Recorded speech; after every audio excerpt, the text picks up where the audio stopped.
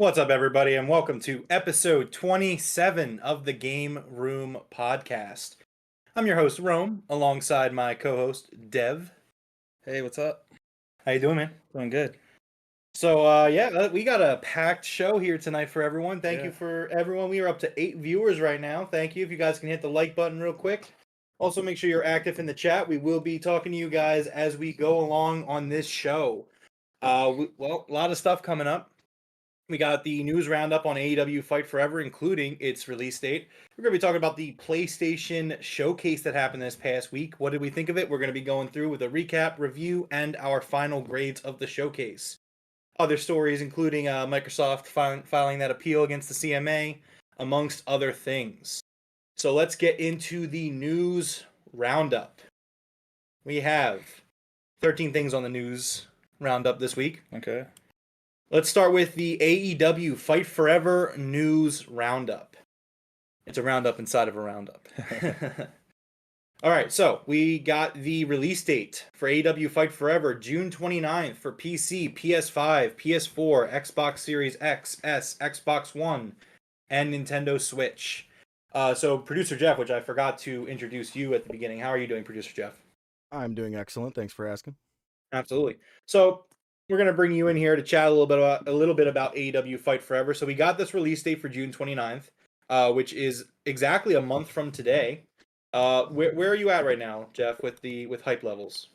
Dude, I'm at a 10 out of 10, man. I cannot freaking wait for this game to be here. Little tiny bit disappointed on the no community thing, or, not as much community as we would have hoped, I guess. But I'll be doing everything I can to create characters for everybody and all that stuff, so it's going to be fun. Yeah, I mean, I'm right there with you. I mean, for me, it sucks that there's not going to be a creative suite in terms of uploading your creations, but it still has the Create a Wrestler, it still has the Create a Arena and all that stuff. I would rather them put more fun things to do in the game. It's also their first game. This things could change with sequels in the future. So yeah, well, they've also made it clear that this is a game they want to support into the Okay. future. So that could be a future update. Yeah, I wouldn't be cool. surprised. Now some are probably asking, why June 29th, which is a Thursday? Typically, video games launch on either Tuesdays or Fridays. The date took people by surprise, but the following is coming from WrestleZone.com. According to sources that WrestleZone have spoken to, the plan is for the June 28th episode of AEW Dynamite to have heavy synergy with the game, in hopes of driving a bunch of people to get in those last-minute pre-orders. The thought is that a lot of pre-orders will be digital, so they'll play it immediately at midnight when the game launches just 2 hours after Dynamite ends on the East Coast. THQ Nordic, the publisher of the game, and All Elite Wrestling reportedly have a lot of marketing ready to roll over the next several weeks. Needless to say, it's about to be a very exciting time for those who have been impatiently waiting for more information. So I think this is going to be a really fun crossover with the Broken Tables podcast, Jeff, that we do. We're going to get a very Fight Forever themed night of Dynamite. Oh yeah, man, I cannot wait. I'm like super excited for this. I've been waiting for this for a long time. Absolutely. A really cool little bit of news was following the release date announcement of the game. Ukes, which is the developer of this game and also the older WWE games, their stock has hit an all-time high for the company, which is awesome. Oh yeah, let me bring that graphic up here. One sec.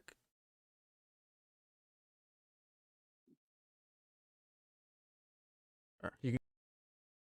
Yeah. So along with the let's talk about Ukes for a second. It's really cool to kind of see Ukes make a comeback here in a way. I know, like Forrest, for example, and myself, we played a lot.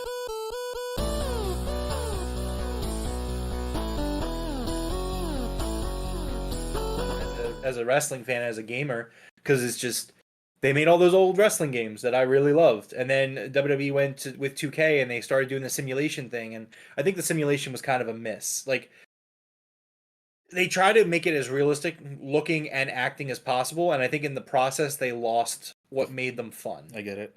And there's no real competition, so right. Whereas this game, like, look, this game is not the most graphically incredible game of all time. It's not going out of its way. It's not going to fully utilize the PS5 and the Xbox Series X. It's not there to do that. It's a fun game where gameplay is the focus, and it's just a cool arcade game. And I think that's the way to go, though. Another cool little thing that was revealed over the past week about the game is that you can control the pyro and change the camera angles during wrestlers' entrances, which I thought was really awesome, and I really wanted to share that. That being said, there's a lot of news out there right now, or I'm sorry, not news, but gameplay out there of the game over Double or Nothing weekend. A lot of people got their hands on it. I would recommend you checking it out. I think I've seen enough, so I didn't watch all of the gameplay that was surfacing, but I'm excited. Very excited for the game. Let's go to the chat real quick. It's a lot. Yeah, no. You guys are pretty active tonight. I know. Will Washington dropped the news that Fight Forever has a hidden Easter egg. Oh, that's dope. I can't wait to check that out. Yeah, he also said that the gameplay as he was playing it feels just like that old WWE game that everyone No loves. Mercy. I think No Mercy is the one they're talking about. Yeah. He's like, it feels so good. Purpleness says that she loved the Sega Genesis. So I got a question for you. Oh, yeah, good. People are, I guess complaining would be my word. I'm doing air quotes with my fingers here. That the entrances are only like 5 seconds long. And I'm like, we don't really know that yet. They're just showing that, on these quick videos that they're showing us here. We don't really know that you don't get full entrances, right? The vibe I've gotten is that they are not full entrances. That's just kind of the vibe that I've gotten based off stuff. I don't think that they would be editing this gameplay down in such a way. I mean, it's definitely possible, which is admittedly is kind of a bummer because I always did enjoy watching like the entrances and stuff, especially for my more favorite wrestlers, especially if I like their music. But I mean, for me, it's like at the end of the day, interactive entrances, if shorter, is still cool. I mean, if you can control your pyro and your camera angles for like 30 seconds, like I'm down for that. That sounds like fun. Yeah, that's cool. Let's go back to the chat. Seagrim3 says, do you think the thing with 2K where you can change your location to New Zealand and play the game 17 hours early will work with this game? Probably, yeah. That's not a 2K thing. That's a game regionalization thing. So yeah, you could most likely do that. Let's see what else is going on. Purpleness and Coop talking about a game called Lost Vikings. Dave Langer says that the last WWE game he loved was SmackDown vs. Raw 2008. Now that's a really good one. I'll definitely give you that. I always really loved Shut Your Mouth. I thought Shut Your Mouth is probably my favorite WWE game, wrestling game of all time. So I was always a big fan of that. Let's see. Dave also says the Brody Jr. with Uno and Cole are at the gameplay videos to check out. Kugas said -1 is in the game. Probably not. Yeah, I'm excited for the game. I would definitely recommend people going to check out gameplay. I'm just, it's a month away. I can wait. I'm excited though. The gameplay looks great though, man. I got what Evil Uno and Orange Cassidy were playing on Twitch the other day. Yeah. I think this was just yesterday, possibly the day before. And this Hikaru Shida and Thunder Rosa match actually looks super fun. It really does. I mean, I just think the game looks like a blast to play. A lot of different game modes, a lot of different wrestlers. I'm excited for it. Yeah, me too. Which we will be talking more about that game as it gets closer to release and obviously after release as well. Yes. Sammy Bear King says WWE All-Stars is their favorite WWE game. Okay. All right. My favorite wrestling game is going to have to be WCW Nitro from like way back in the day. I have that one for the N64. Yeah, that was fun. I used to love just being Sting and just Stinger death dropping everyone. Yeah, Dave says the chain wrestling looks great in the game. I agree with that. I just think the game looks like a blast to play. Yeah, and this Orange Cassidy with Evil Uno gameplay, this really, really put me at ease for a lot of the concerns I had for the actual gameplay. If this is how the game's operating, I'm 100% fine with it. It looks great. Yeah. But that is it for the AEW Fight Forever news roundup. Again, we will have more in the coming weeks, I'm sure. And, check out our content that we are going to be doing post-launch. But let's move on to number 2 in the headlines. Summer Games Fest is coming up next week, Dev. Yep. And we got a few little details. It's going to be about 2 hours long. They're saying wall-to-wall video game news. It's going to be live in person. Devs are going to get the chance to talk and showcase games, which is always good. Mm-hmm. And 3 or 4 things that are going to be, quote, pretty big for this audience. Okay.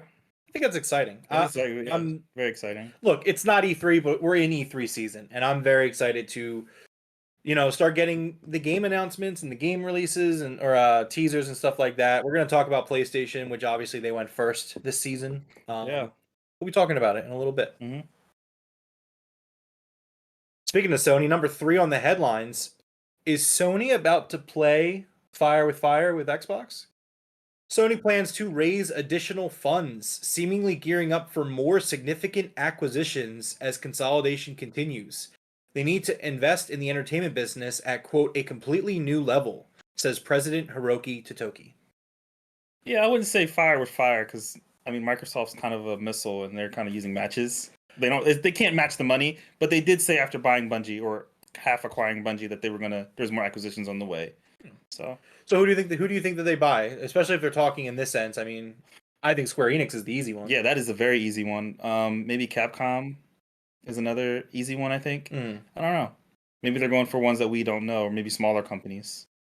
No, I think the next acquisition Sony makes is going to be their biggest to date. I think it's going to be something huge, especially if the Microsoft Activision deal does go through. Yeah, Square Enix would be the most common sense one, I think. Yeah, it definitely makes sense. Well, that's something that we're just going to have to keep an eye on to the future. Number 4 on the headlines: Ubisoft's open world Star Wars game may be coming sooner than you think, Devroro. So this following comes from Kotaku, which, yeah, I know. But at the end, in all fairness to them, they broke this story, so they're gonna get the credit here. But so Star Wars, as we know, takes place in a galaxy far, far away. But Ubisoft's first video game adaptation of the beloved sci-fi franchise could be just around the corner. Kotaku has learned that the French publisher's open-world game is currently targeting a projected release date in early 2024, as the company scrambles for a major win after a year of delays and projects trapped in development hell. And that's not even talking about like all the harassment and the employee stuff. That's just, sell Ubisoft. The Assassin's Creed maker announced its largest operating loss in history on May 16th, but promised investors a healthy slate of big upcoming releases for the upcoming fiscal year, which runs through March 2024. In addition to the release of Assassin's Creed Mirage, Avatar Frontiers of Pandora, and the perennial missing in action pirate blockbuster Skull and Bones, Ubisoft said another large game would release within the next 12 months. According to sources familiar with the company's plans, who wish to remain anonymous because they were not authorized to speak to press, that additional game is the open world Star Wars game. It sounds like good news, but I'm so worried. I just, whenever I hear about a game that it's coming sooner than we expect, it sounds like it's being rushed, and that's the vibes I get. But we'll see. Yeah, I mean, hopefully that's not the case, unfortunately. Yeah. TJ's here. What's up, TJ? He's actually looking forward to this Ubisoft game, as am I. I'm very excited to see a company that's not EA get a shot at Star Wars. I agree with that. Like, thank God that license. Like, one of the biggest fumbles of all time is going to be, in the gaming industry, is going to be EA's handling of the Star Wars license. They had a 10-year exclusivity window, and they put out 2 Battlefront games, both of which, the first one was considered to be good but missing some features. Second one was obviously marred by controversy, so it suffered for that. Yeah. And then the last one was the Jedi Survivor Fallen Order series, which that was really good. Great. I mean, they haven't put out bad games. They just haven't did enough with the licenses they had, I think. I agree. But so yeah, I'm excited to see Ubisoft take a chance here. I'm excited for an open world Star Wars game. This just sounds like something that I would be really great. Yeah, it sounds like a romance video game. Yeah, open world Star Wars. I agree. Yeah, let's go. Let's do it. I'm a little worried about it. That's all.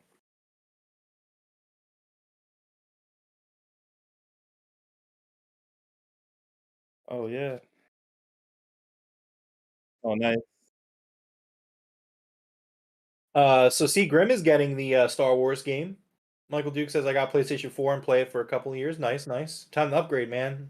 A couple of years into the you got to get, just like producer Jeff's got to upgrade. Producer Jeff sitting here with his PS4 that sounds like an airplane landing. Actually, wait, didn't Purpleness say last night the PS4 is dead?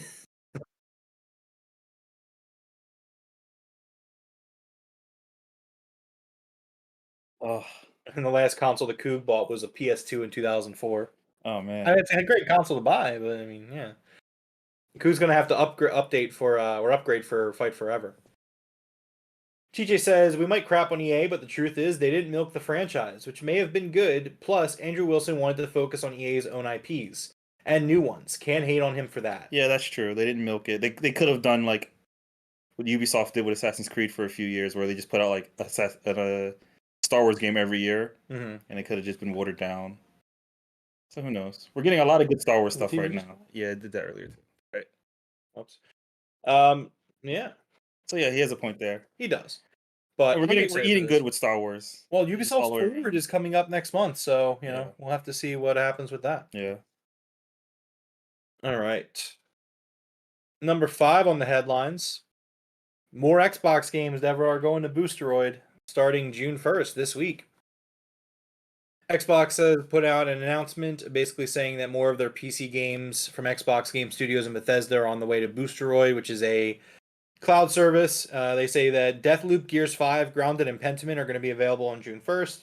Boosteroid customers in Ukraine, the UK, and countries across the European Union and US will soon be able to jump in and play these games. This is just the ongoing attempt for them to get that deal through with the Activision Blizzard acquisition. Next up is mostly for the US gamers. I don't know, TJ, if how big GameStop is over there. I think they just have Game. But GameStop, what was it? I would say it's got a different name, but it's like the same thing. Yeah. But so GameStop is changing its pro membership. The price is going up, and in my opinion, they're not adding a lot to it. I mean, no, it's what it is. So basically, you get 5% off all pre-owned games. Okay, that's not terrible. Only 5 though. 5% off all collectibles, 5% off all clearance, 5% off all GameStop products, and 5% off all protection plans. Have you ever bought a protection plan? No, me neither. All collectibles, I think that's a good deal. And pre-owned games maybe should be more. But so now, in defense, you also is it 70 for a year? No. It's 25. 25 a year? Yeah. Well, so here's the thing. Let's break it down to be blunt. So it is currently 15 a year for GameStop Power Up rewards points membership. It's going to go up to 25, and then so you do get your money back. So every month you get a $5 coupon. Okay. So like if you're buying like a game a month, you're gonna get $60 out of your $25 membership, bare minimum.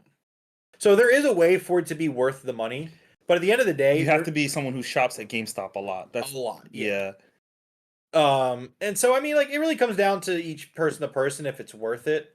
But it just seems like to me they're raising the price and they're not really giving much back for it. Yeah. I just want to point something out here. Get 5% extra off of all clearance. That's a big deal. Is it? I don't know. I don't ever see anything in the clearance bin that I'm looking forward to buying to begin with. I was going to say, you know how much of the gear we use for the pod that I got on clearance at GameStop? Oh, I didn't know that. That's fair. I mean, yeah. I think he said I think this camera was... No, or the old mic was from GameStop. My camera was on 50% off at GameStop, so another 5% would not have been bad. It's a $175 camera, you know? Stuff like that. I think all the stuff that's not gaming related, it's like collectibles and all that stuff. I think that's really cool. And tech, apparently you can get tech and stuff. So yeah. What's this one here? 2% back in rewards, 10% extra on trade credit. Yeah, but they've always had that. Again, that stuff's not really like a lot of this stuff, Jeff, isn't new. Oh, that does say original pro benefits. Yeah, you're right. Okay. Yeah, a lot of this stuff isn't really necessarily new. But so yeah, that is starting up on June 27th. So if you want to get in and get your pro membership for 15, do it now. I'm just going to continue using your phone number when I go to GameStop. Well, that's the other thing. You have the points. You at some point you're going to have to start floating me a couple bucks. What do you mean? Because I'm giving you points. The GameStop you go to charges people like $90 for video games if you don't have a pro membership. So yeah, I think you should probably start floating me a few bucks towards this. I just won't tell you. What if I stop paying for it? You're going to spend $90 for the next Zelda game or something. Yeah. No, I'll just go to Best Buy or something. Well, I mean, you should be doing that to begin with. Yeah. GameStop always broke my heart because it's like I just want GameStop to be. You still get reward points, right? Oh, I do. Do you use them for anything, or you just kind of sitting on them? I let them build up and then I get them for coupons. Okay. So like I got like when Metroid Prime Remastered came out this year, I got it for like $5. It was a good deal. So yeah, you got points for me. Yeah. All right, next up, we actually reported on this, I believe, a few months ago. But so Embracer Group had this big mystery deal that they were working on that they had announced. We didn't know what it was. Actually, It don't know was about this one. Huh? I actually don't know about this. Okay, so this was a $2 billion deal to acquire something. We don't know what it was. But the deal has fallen through. We still don't know what it was, but again, it's a $2 billion deal that's up in smoke. Upon this happening, stock for Embracer Group fell over 40%. They did a QA with the CEO, and I actually did end up reading it. You could tell it's like this is a big blow for them. So wasn't Embracer Group just acquired by someone? So Tencent just Embracer just bought the rights to Tomb Raider. So they okay. because again That's what it was. Embracer's trying to really kind of come up and become a big player in the games industry right now. Yeah. So like they own Tomb Raider, Lord of the Rings, $2 Dead billion Island. is a lot. I can't imagine. Yeah, like what do you think it was? Yeah. What were they buying for $2 billion? It has to be like Ubisoft or EA, right? Ubisoft was worth way more than $2 billion, I think. Yeah, I mean, well, Xbox, So is EA. Xbox paid what, 4 for Bethesda? Yeah. 6 for Bethesda? Yeah. So I it can't imagine be, Ubisoft's so it can't in be that a big area. AAA publisher. Xbox bought the rights to Minecraft and Mojang for like $3 billion. But that, I mean, again, that was like a decade ago at this point. Yeah. I don't know. I wonder if we'll ever know. But I mean, I don't think we will. But you know, it's an interesting story that could business dealings fall through. Speaking of which, number 8 on the headlines: Microsoft has officially filed their appeal to the UK CMA tribunals today over the UK's decision to block the Activision acquisition per Bloomberg. Now, last week we reported that the Xbox and Blizzard have hired the Queen's lawyer to fight this case. I think that this appeal, I don't know, I still have good feelings about the acquisition. I think it's going to go through still. That's just kind of where I'm at on it. Yeah. I think that having the EU come out and support it. That was a big. Thanks, TJ. Appreciate it. Yeah. But I think I feel good about it. I think there'll be some sacrifices that Microsoft will have to make, and I think the CMA is going to lose a few things on their end as well. But let's get it done. Yeah, I agree with you. However, is there a conflict of interest in this deal, Devroro? The following comes from Windows Central, and a CMA director who blocked the merger has previously worked at a law firm that is representing Sony in this case. A little while ago, the UK regulatory arm for competitions and mergers, known as the CMA, blocked the merger. With Xbox in distant third place in the console race, the merger would have helped Microsoft gain a stronger foothold to ensure its ability to compete long-term in an industry that is shifting increasingly towards mobile games and services, a landscape dominated by Apple and Google, alongside Chinese firms like Tencent. Stoking unfounded fears that Microsoft may block Call of Duty on PlayStation despite offering contractual obligations to deliver it, Sony managed to call the acquisition into question in various key markets, most notably the UK. CMA is well known for its incompetence and ignorance. I'm just reading from Windows Central. Oh yeah, so of course they're. No, it's Devroro. You can see it. But I'm saying it's from Windows Central. You know what I mean? Like. Well, they're the Central for Windows. I don't know what you want me to say. Team Microsoft, obviously. The UK CMA is well known for its incompetence and ignorance when it comes to technology deals, having previously been defeated by Apple and other firms for its overreaching claims. I mean, so they've lost to Apple too, so that's something to take note of. Many decisions by the CMA in the past have demonstrably harmed investment in the UK market, potentially reducing innovation and jobs in a region desperately in need for such things. The CMA has endured criticism from the EC, the European Commission, and the UK government itself in recent weeks for its strange, irrational choice to block the deal for Activision over fears that it could harm the cloud gaming market, which by most metrics barely even exists. And now another interesting piece of the irrationality pie may have been uncovered. Patent lawyer Florian Mueller, who goes by False Patents on Twitter, recently discovered that the CMA's current serving senior director, Colin Rafty, previously worked for Cleary Gottlieb, a law firm representing Sony in their regulatory protests to the deal. Raftery is speaking at an event where figures are examining post-Brexit regulatory issues. Another speaker. Okay. That's generally the gist of it. I think there was an update on this. Let me scroll down a little bit. Since the initial write-up, Florian Mueller, who initially broke the story, claims that a reporter from a famous news agency claimed that Raftery was a central figure in getting the deal blocked. Oh, you having fun? Yeah, go ahead. Keep going. So, Devroro, what are you're over there? Do you think that there is a little bit of conflict of interest here to have this guy who's a senior director in the CMA being so close to someone that a law firm that's fighting for Sony to block the deal? No, I think as long as they don't find like sneaky money being slid under the table, I think it's fine. Do you think there is sneaky money being somewhere? There's sneaky money going all over the place. Okay. Oh, I do. No.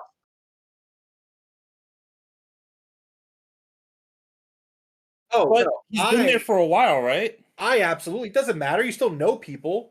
Well, no, but I'm saying hey, I work with that guy for 30 years. What I'm saying is the CMA didn't hire him. Like, he's been working there already. You know what I mean? But he still has past connections to this law firm. I guess. It's up to them to if you worked at your job and I needed a job and I am not qualified to work at your job, and I was like, Deborah, can you just help me out, man? We've known each other for years. You get me the job and someone dies because I don't know what I'm doing.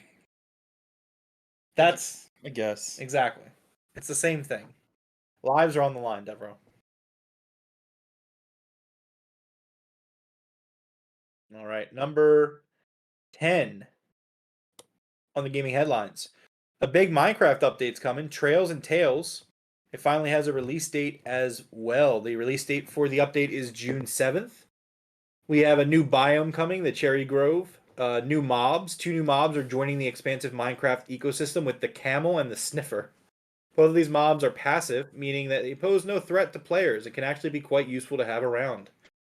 Camels are a unique mount that can seat 2 players, are tall enough to avoid the angry hands of hostile mobs, can dash long distances instead of jump, and have a ton of unique animations for various actions.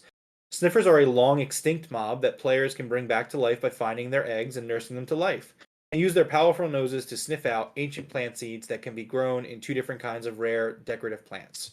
There's going to be some new mechanics coming. Players can craft the new brush tool and find suspicious sand to brush away, revealing what's hidden underneath. Archaeology is coming to the game. Players can find tons of treasure, including dormant sniffer eggs and pottery shards that can be combined into unique decorative clay pots. New crafting items and blocks, hanging signs, chiseled bookshelves, a full bamboo wood set, a new piglin mob head. Got new customization options coming, and countless bug fixes and quality of life improvements. Minecraft's a lot of fun. Enjoy that. Yeah, I'm glad they're still updating the game. I'm glad there's no Minecraft 2, you know? Yeah, I really do like the way Microsoft's handled Minecraft, letting the base Minecraft game just kind of generally evolve over the years, while still putting out these side games that are in the Minecraft universe. Like, it's really cool. Yeah.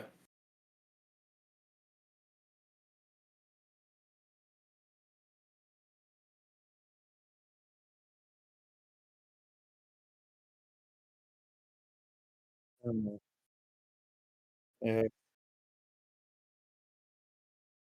Yeah. All right, let's move on to a story that I'm really excited about.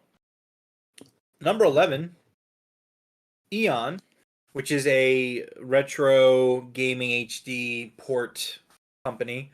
They've announced the XBHD, a plug-and-play HDMI adapter for the original Xbox. And this will be coming out this year. In fact, it's coming out in June.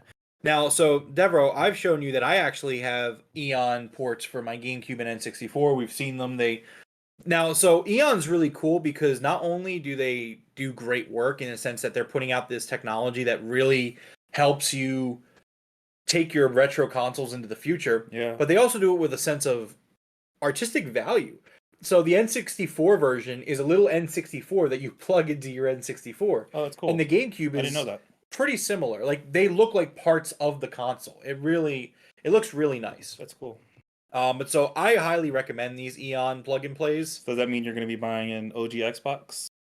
I don't know yet. You Because don't have a lot of OG Xbox games, don't. and backwards compatibility on Microsoft's been really. Yeah, there's not a lot of games missing, which is probably why I won't be. But For those people of you who, yeah, who want to plug in their OG Xbox and get that, get the Duke plugged in, yeah, I think it's awesome. this is really awesome. And so even on the site, currently producer Jeff is showing how easy setup is, and it really is. Like you are just plugging it into the back of your console. It doesn't take a lot of work.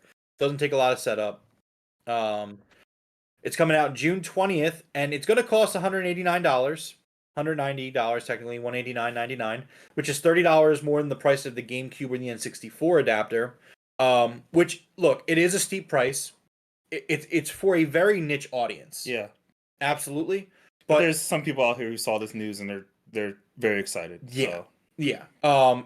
If this stuff were to come to like other consoles I own, if Eon put out a PS2 one of these, I'd be losing I'd buy it. Yeah, I'd 100% buy it. That's a much bigger one. I haven't turned on my PS2. I shit you not, in 12 years, 15 years. I believe it. Just because there's a picture of it.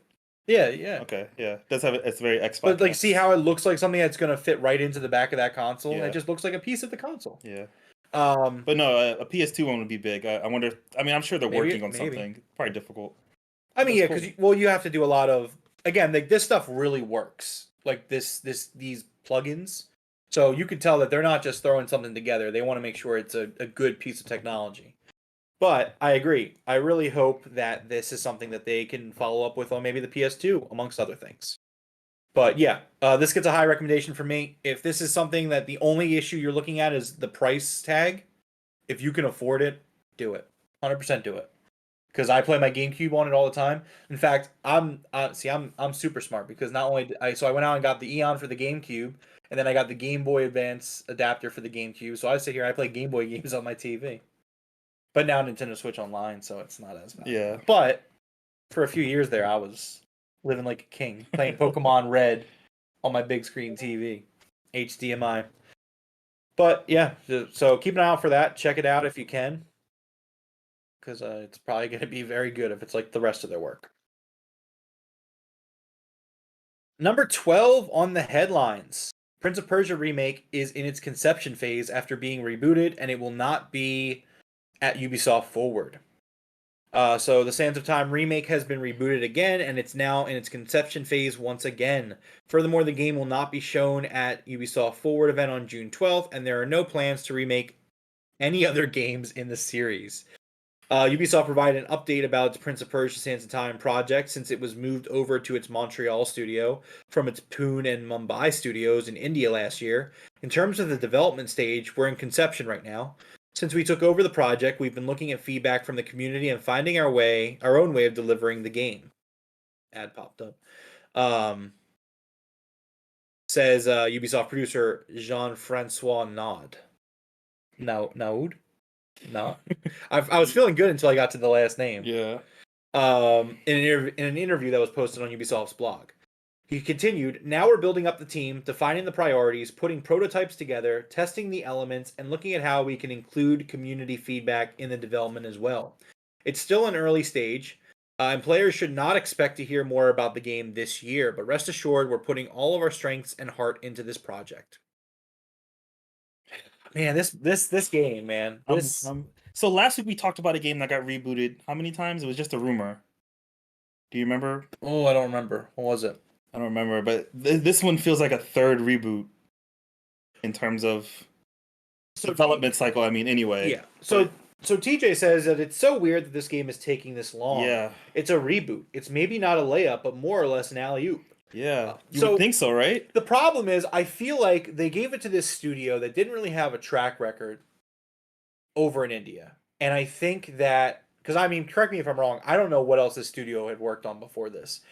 I think that this studio wanted to make the game in their own, and I think that it just devolved to a point where, like, even Ubisoft was probably looking at it like, this is not the game that we expected you guys to make.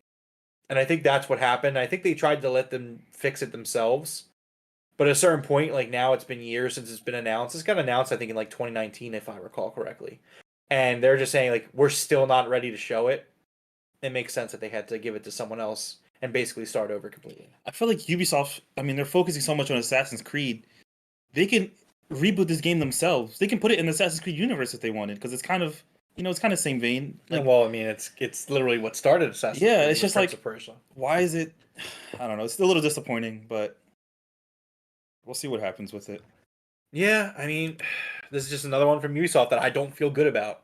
So yeah, put it right up there with Skull and Bones and all the others. All right.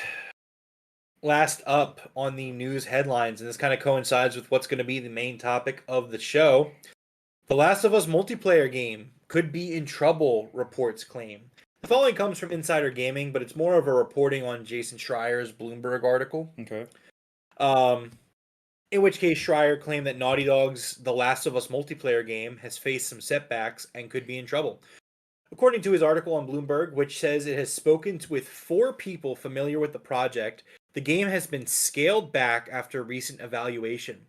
The report affirms that the project has not been canceled, but many of its developers have been moved to other projects. Jason Schreier's report on the story comes following Naughty Dog's latest statement, which Schreier has claimed on Twitter was in response to Bloomberg's request for comment on the story, which is very likely because the story and Naughty Dog's thing came out like the same day. Okay. So it's very likely. Taking to Twitter, Naughty Dog, the developer, said, "We know many of you have been looking forward to hearing more about The Last of Us multiplayer game. We're incredibly proud of the job our studio has done thus far, but as development has continued, we realized what is best for the game is to give it more time. Our team will continue to work on the project as well as other games in development, including a brand new single-player experience. We look forward to sharing more soon. We're grateful to our fantastic community for your support. Thank you for your passion for our games. It continues to drive us." So, okay, that's not totally bad news. It needs more time in the oven, and they're going to give it that time. They're not going to rush it. It just sounds like we're not going to have a multiplayer Last of Us for about a year or two. So I think that this game is in trouble. You think so? I think so. A lot of speculation in the game's media industry from people that are in the know that are commenting on Jason Schreier's article. It's not been the best news. I feel like this game is going to end up being canceled. I don't think we ever see this game. And I have thoughts about the direction of PlayStation and the direction of this game amongst others, which we'll talk about when we get to the PlayStation showcase, which is coming up very soon after a couple more segments that we have here. I don't think. Go ahead. But I don't know. I just feel in my gut, if you ask me to put $5 on the table and bet whether this game comes out or not, I'd bet it doesn't. Okay. Sony's making this move. They want, we've reported on it previously. They want to do more live service games, and they want to do multiplayer games, and that's where they want to shift the focus to. But that's only going to get you so far. Yeah, I agree. And I mean, we'll see. I mean, it's gotten other companies so far. I think, I don't know. Sony and Microsoft have seemed to be doing really well with their first party stuff. So I don't know. I mean, I guess Halo took a bit, but even Halo bounced back. I do think this game will come out. I do think this game will be received pretty well based on the stuff I've seen. I think we're just gonna have to wait. I think the big issue is waiting. Okay. I think it's gonna be about 2 years before we see this game. I just don't think we ever see it. The what gets me is that they've moved developers to other projects. Yeah. That tells you that it's like, but this game is seriously taking a backseat. It's not meeting it's not where they wanted it to be. If this game needed more time, you would not be taking developers off of it to put somewhere else. It does sound like they're moving developers from the multiplayer stuff to the single player stuff. So they're still staying in the Last of Us ecosystem. They're just taking it off the multiplayer stuff. And they also said that kind of sounds like a sign of, this is going to take longer than we need. Let's not rush it. So they're going to put out more single player stuff and let the multiplayer stuff sit in the oven more. Maybe. I don't know. They're moving them to other studios. I would be more concerned, like what Ubisoft's doing. But well, I mean, Naughty Dog. It's Naughty Dog, yeah. So they're going to keep people in their house. That's what it sounds like then, and I think that's okay. Yeah. TJ says it's a shame about factions. Maybe the live service part might not be working well, but at least scale the game back to a normal multiplayer game. Might as well. Yeah. I agree. I don't think we're going to see this game, though. I really don't. I almost think it's the opposite. I think the live service stuff's probably fine. I think it's the game that's lacking. They brought in Bungie to oversee all the live service stuff, and Bungie's they're doing fine. I think it's probably the game mechanics itself that it's probably suffering. Maybe, which is what we saw with Justice League. Well, we'll be keeping an eye on PlayStation, and stick around because we will be talking about the PlayStation Showcase in just a few minutes. But first, let's move into our next segment because that's it for the news roundup. Our Zelda adventures continue. So we talked about it last week. We talked about our initial impressions of the game. It's been a week. We've both been playing the game. I figured we would sit down here and talk about our experiences. So we're going to keep things, in terms of spoilers, we're going to keep it story spoiler free as much as we can. Okay. But we're going to talk about where we've been, what we've done, stuff like that. How far we've progressed. If we have any cool stories to tell, anything like that. So, Devroro, let's talk about your time with Tears of the Kingdom in the past week since we spoke last. So what have you been up to? I've been playing it a lot. I have my Switch here. I was playing it before I came, and I'll be playing it when I leave. Play it a lot. Anything big that I've done? No, just filling out the map. I mean, the map is as big as Breath of the Wild, times 2 almost. Yeah, just filling out the map, collecting some stuff. I actually came over earlier and used your amiibos. Yeah. That was pretty useful. I got a Pona and some cloth. That's dope. Yeah, it was pretty dope. But yeah, nothing big yet. I just started I'm going towards my first dungeon that you already completed. And so, yeah. So, after we wrapped the podcast, because we were talking last week, you told me to go back to the Great Plateau. I did that. Went back to the Great Plateau, and I found the quest you were talking about. Ended up doing the thing. Again, this is going to be storyline spoiler free, but we are going to spoil some key stuff about Zelda, but this information is kind of everywhere. So, I mean, come back for the PlayStation Showcase in 10 minutes. Or skip forward. If you're not watching live.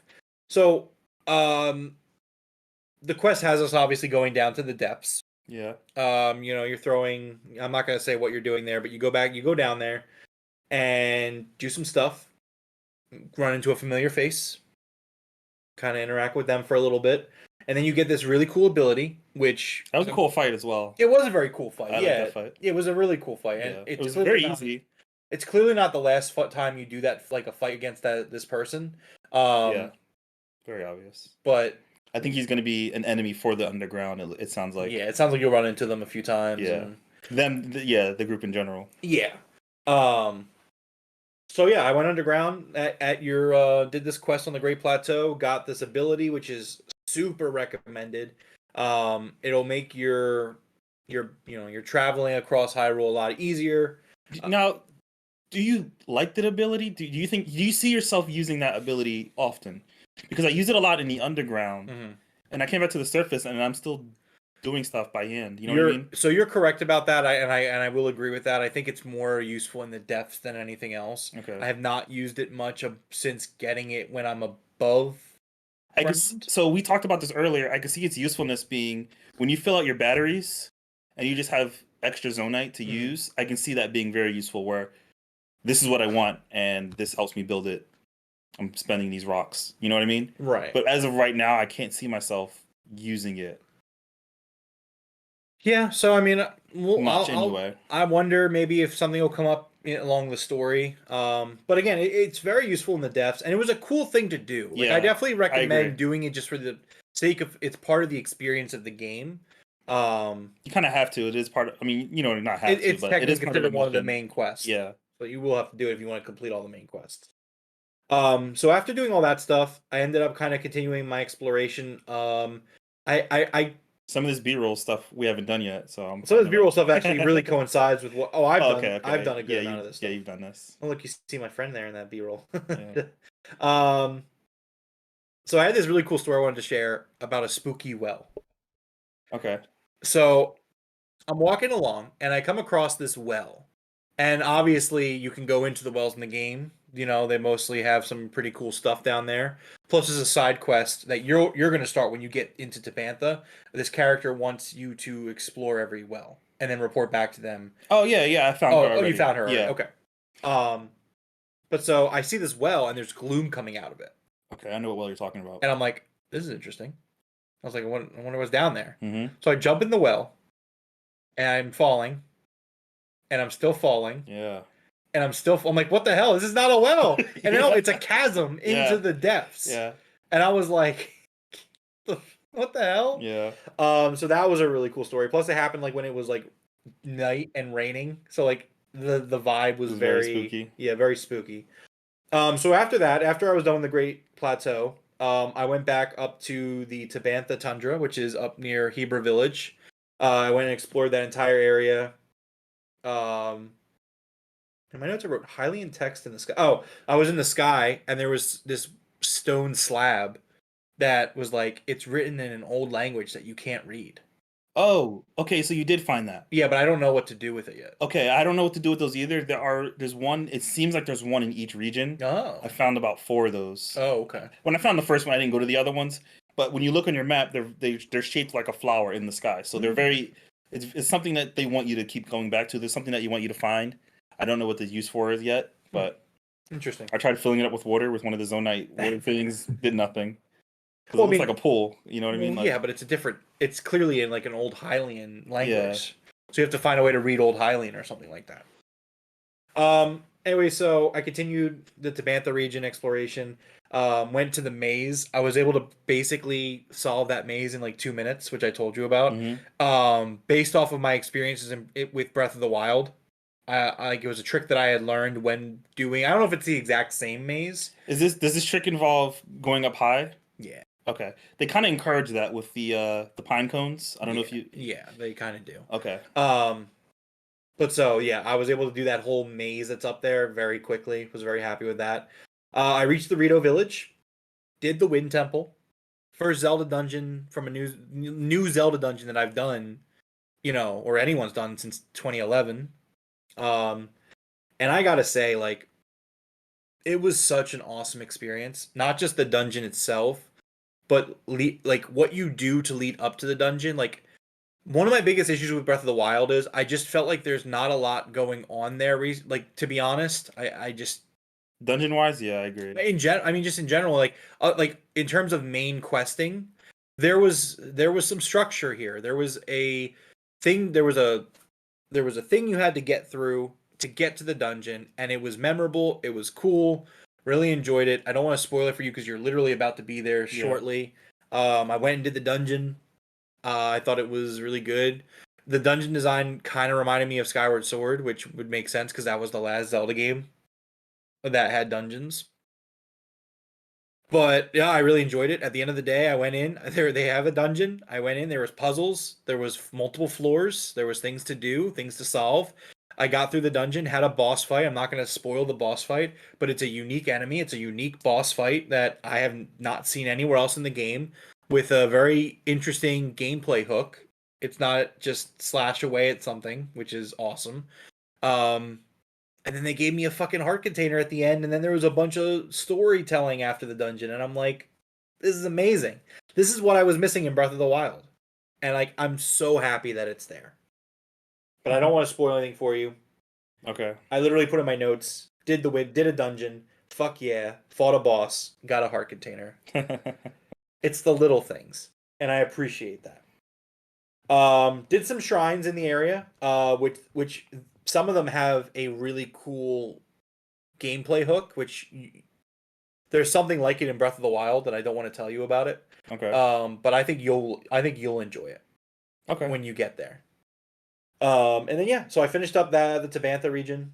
I fucking found Hestu and gave him his golden poop to open up my weapon slots. Yeah, I think I had to beat one dungeon before Hestu show up where I wanted him to show up. Yeah. And then I started the Hyrule Field region. So I've been exploring that, kind of going back to the Great Plateau and wrapping some things up. But that's been what I've been doing this week on Tears of the Kingdom. So a lot to go still. I'm trying. So where are you heading next in Tears of the Kingdom? I'm going to finish the Rito Village. Right, because that's where you're going, yeah. And then I'm going to go do probably what we talked about. I've already did Hateno Village.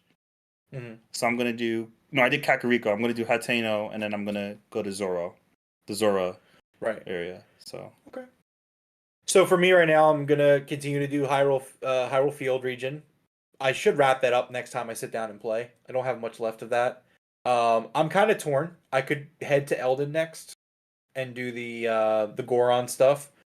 But or it sounds very compelling to do the Goron stuff. It does. And the thing is, I was so again, I can't stress it enough how into the game I became. I was already loving the game, but when I get to the point where like how you're progressing your story right now, from where you are until I beat the dungeon and get that post story, I was on cloud 9. I was pun intended. This is incredible. I'm just I loved it. It was amazing. I'm gonna have to think about it because the stuff I already know what you get from him. You know what I mean? I've watched some videos and they told me what you get from Hateno, yeah. Okay. So it's the stuff you get from him isn't you know what I mean? It's the two you get two things. One is cool. One was the DLC, the tracker, but it's not necessary. You know what I mean? Sure. And the other thing is the tracker for shrines. But again, I'm finding so many shrines already. So if the stuff I'm about to do is as cool as you say it is, I might just go and do. See, that's and the work problem. but either way, I'm going to do that and work my way down. See, but the only reason, so the counter reasoning that I have for wanting to just go and do Hateno is if I go up and do Eldin, there's so much of the map I haven't explored yet, and I'm going to be halfway through the dungeons in this game. At least I'm assuming I am. Yeah. I'm assuming there's only 4. I don't know for sure, but I'm going to assume that there are. Mm-hmm. Part of me wants to kind of spread it out a little bit and maybe go to Hateno. Okay. If I do that, there's going to be no story progression for the next 2 weeks. Easily. Because I'm going to do everything on the way to Hateno. Yeah. All the regions. Yeah. So that bottom right corner of the map, I'm going to have cleaned out. So, yeah, I mean, that's where I'm at with it. I'm looking forward to kind of diving back in. We said it last week when we did our impressions, and it's when I'm playing the game, I'm just playing it. And when I'm not playing it, I'm thinking about it. I'm thinking about it. I was I really want to get back to it. But that is the Legend of Zelda Tears of the Kingdom. That is our Zelda Adventure Weekly Update. We will continue to update on our journey as we go. I love this B-roll. It's just a lot of funny stuff. Producer Jeff really, he's killing it tonight. Yeah. But yeah, we're going to continue our Zelda adventures leading up to the point where we finish the game and we review it. Which, I mean, it's going to be I feel like the review's going to be a very short segment. It's hey, you know what we've talked about for the last 12 weeks? It's great. Yeah. Yeah. Unless something bad happens during your playthrough. Yeah, right. You get to the end, it's the game's just fuck you. Yeah. Anyways, so yeah, that's Zelda Adventures, everybody. On to our next segment of the show. Game releases for the week of May 29th. Coming out tomorrow, May 30th, we have Chicory, A Colorful Tale comes out on the Xbox Series and Xbox One consoles. Company of Heroes 3 comes out on PS5 and Xbox Series on May 30th as well. And also System Shock comes out to PC on May 30th. On June 1st, the Etrian Odyssey Origins Collection comes out on Switch and PC. Killer Frequency comes out on June 1st for PS5, Xbox Series, The Quest, PS4, Xbox One, Switch, and PC. Skatebird, which is already currently on Xbox and Xbox Game Pass, comes out on PS5 and PS4 on June 1st. The first big release of June, because there's a lot of them. Street Fighter 6 coming out PS5, Xbox Series, PS4, and PC on June 2nd. Super Mega Baseball 4 comes out on PS5, Xbox Series, PS4, Xbox One, Switch, and PC on June 2nd. And lastly, We Love Katamari Reroll plus Royal Reverie comes out on PS5, Xbox Series, PS4, Xbox One, Switch, and PC on June 2nd. Devroro, Street Fighter 6. Big release of the week. The game looks beautiful. Again, we talked about it last week. If you liked fighting games, you're eating well because you got 3 big fighting games coming out this year. This is the first of 3, I believe. Yeah, this is the first one. And yeah, the game looks really beautiful. I think Forrest is actually getting this one. Of all the fighting games, he settled on Street Fighter. That's what he went with? Okay. Yeah. So hopefully we can get him on to talk about it. That'd be cool. Yeah. But yeah, I'm excited for it. Yeah, June's really big. I don't know if June is going to be a month where I double dip or if I just do AEW Fight Forever. I think so. Final Fantasy 16 is calling to me. Yeah. Diablo 4 is calling to me. I out of all those, I would want you to get Diablo 4 so we can play it, but I don't think you should get it because I think you should get Final Fantasy 16. I think that's more your game. That's more of a me game. Yeah. I don't know. We'll see. I mean, if I'm still like Zelda's probably going to stop everything. It's probably going to yeah. Zelda will probably You're not going to play games for a while, but yeah, there's no other games getting played here for quite a bit. But we'll talk more about Final Fantasy 16 in the weeks to come. For now, let's go to our topic of the show, which is there was a PlayStation showcase on Thursday. Yeah. Wait, Wednesday. I did that on the show last week. It was on Wednesday. So we are going to kind of run through everything that was announced. Go to the bottom of the page for the link. No, I'm good. Okay. So we're gonna talk about it. We're gonna run through the stuff. We're gonna talk about the showcase in general. Let's open up. Showcase. What'd you think? I'm glad we're starting with what we think because watching this, my expectations were really low. I thought we were gonna see I thought we were gonna see Spider-Man and some other stuff. Like I didn't think it was gonna be.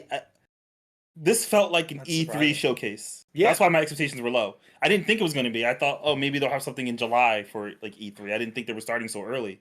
I thought this was gonna be like a smaller showcase. I didn't know this was the showcase. So that's why it got me by surprise. I was not expecting it to be. It was. I'll just say this. It was really good. Watching it, I really enjoyed it. There was maybe about 4 things that was like, I don't know about that. One of them's really big. We'll get it. We're gonna get to it. Mm-hmm. 3 of them were games. One of them wasn't a game. But everything else, I was like, yeah, I want to see more of it. I know these were mostly cinematic trailers, but every trailer I saw was like, man, this is beautiful. Like this is really pretty. I'll have to wait till gameplay comes out before I actually decide on how I feel about these things. Few of them were very obviously, I think at least 2 of them were very obviously live service-esque games. I know you're not into that, but I'm into the gameplay aspect of it. If it plays how it looks like how I imagine it to play, I'm excited for it. But no, it was a really good. Some of the stuff I'm worried about, some of the stuff I'm not. It was just what was your initial thought? So, I mean, there's multiple ways to look at it. I'm going to first and foremost look at it as a PlayStation showcase. The same way I would look at an Xbox showcase. The same way I would look at a Nintendo Direct. If there are things on there that are coming to other consoles, like that's great. But at the end of the day, like for these showcases, like I need to see your first party lineup. Yeah, of course. And I mean, I'm going to say the same thing about Xbox. If they fall flat at their showcase, I found this showcase to be extremely underwhelming. Oh, okay. Were there games on it that I'm very excited for? Absolutely.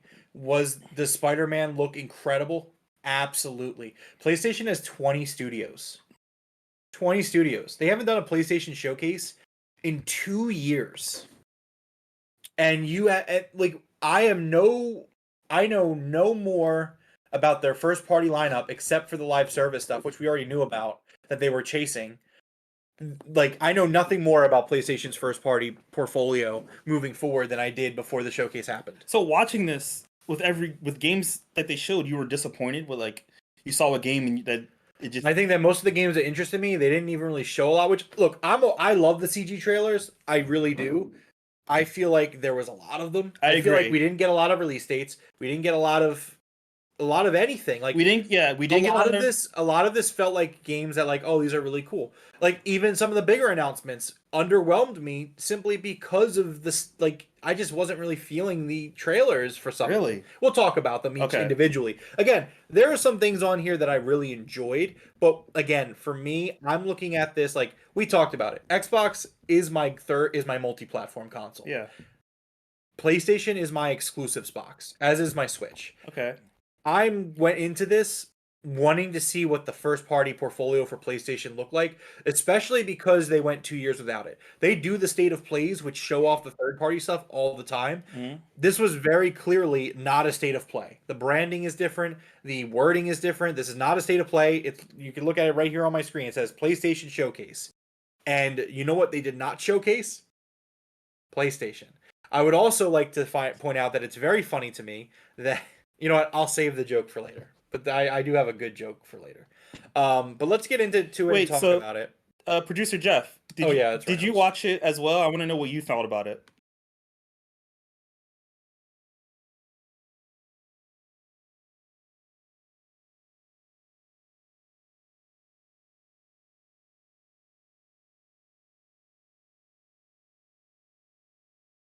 Yeah. So again, and then I look on it on a more individual level and more like again, the way PlayStation has set up their branding and their showcases here was ultimately their downfall. I don't know why they've been waiting for 2 years. I don't know why they just were like, you know what, we're not going to do this show. Like, because I'm sitting here thinking, okay, it's been 2 years, 2.5 years since their last showcase. They're clearly just sitting on these announcements. They're waiting for things to come.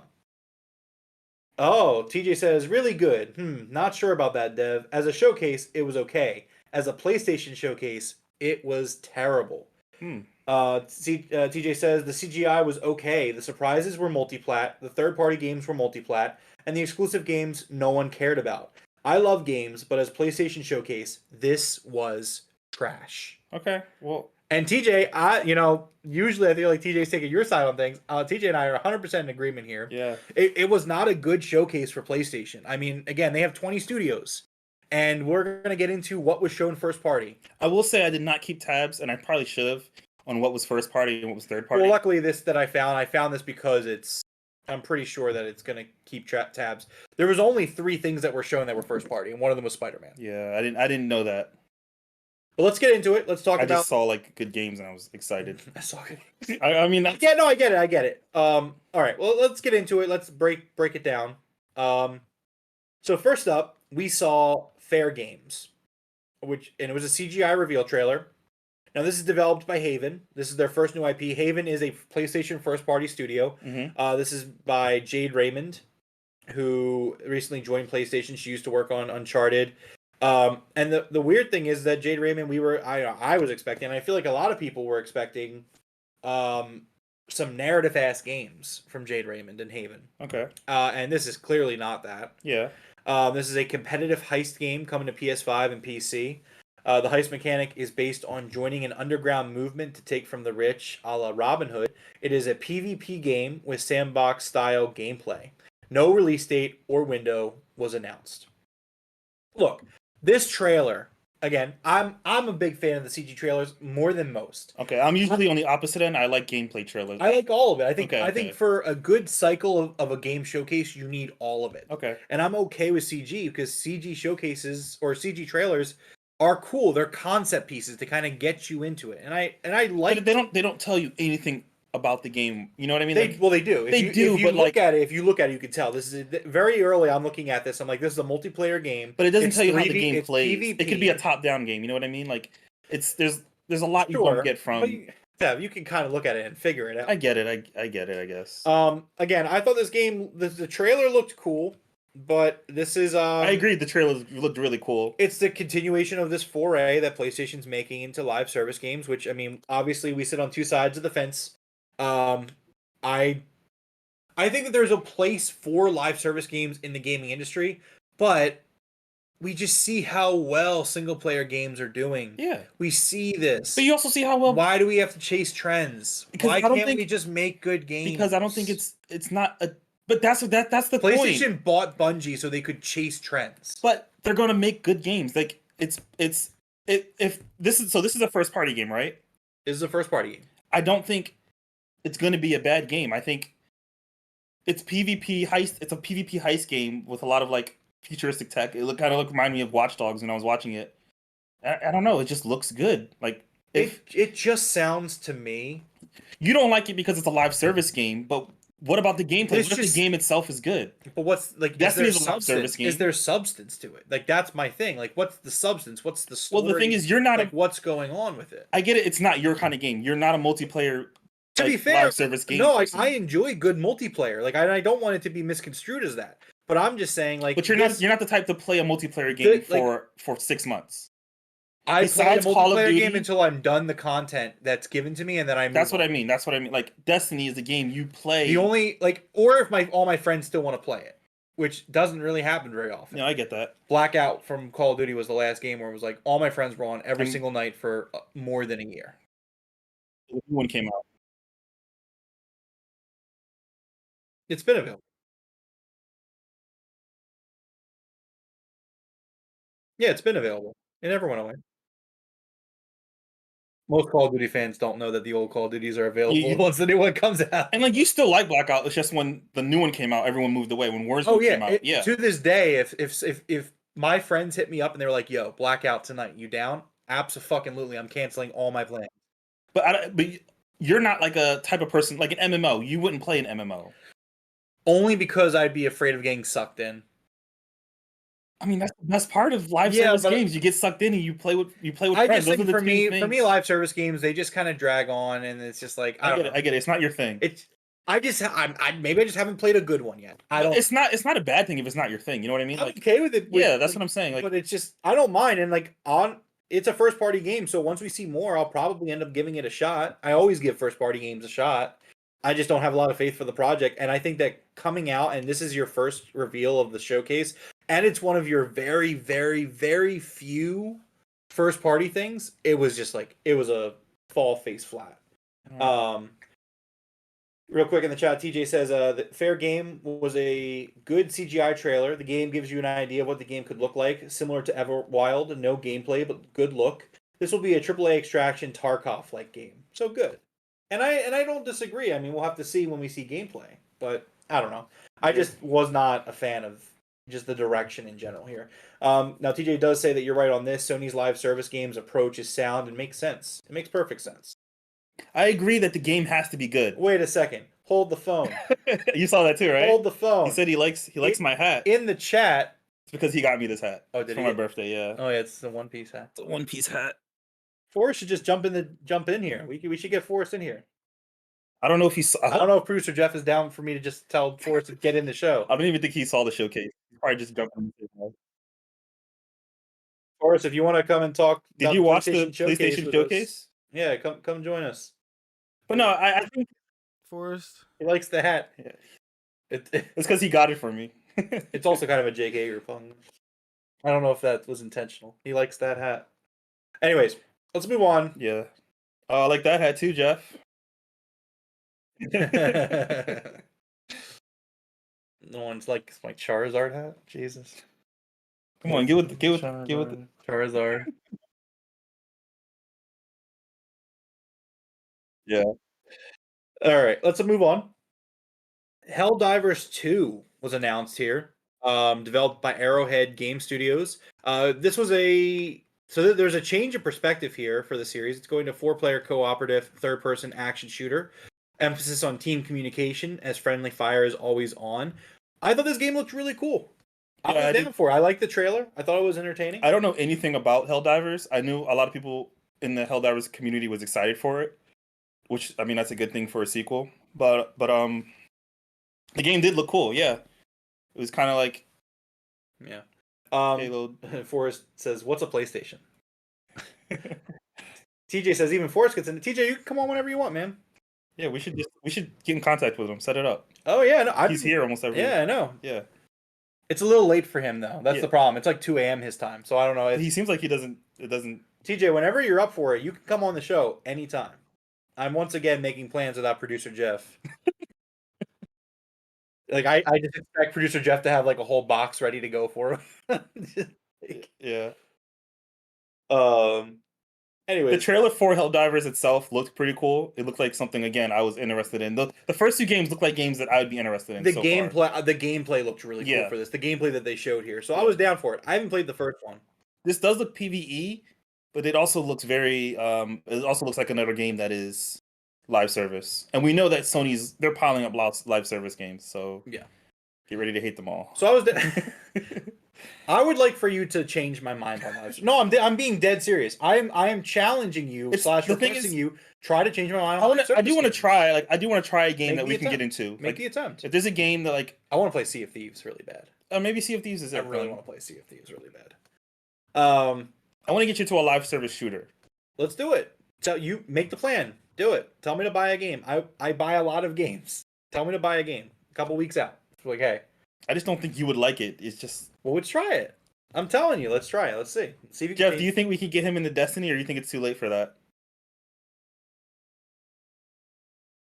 Yeah, see, Jeff. Even Jeff doesn't think.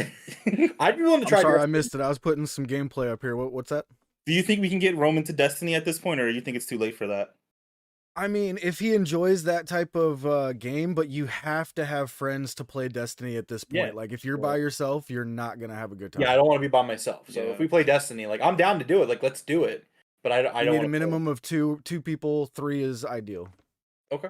Well, there you go. You We'll set it up. I'll play Destiny. I will. All right.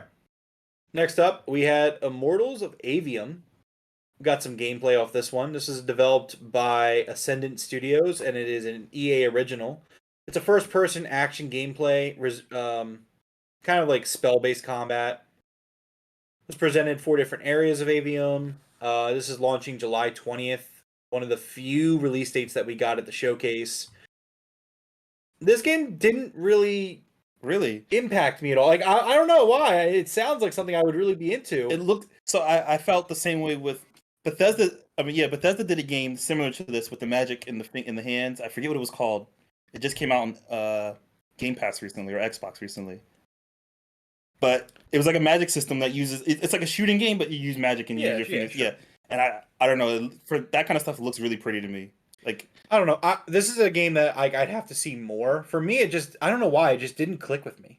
Like it seems like I don't know anything about this game. It just looked really pretty. It was like this looks fun to play. Yeah, this does look really interesting, to be honest. I'm actually I kind of want to see how it feels to play it myself. You know what I mean? Yeah.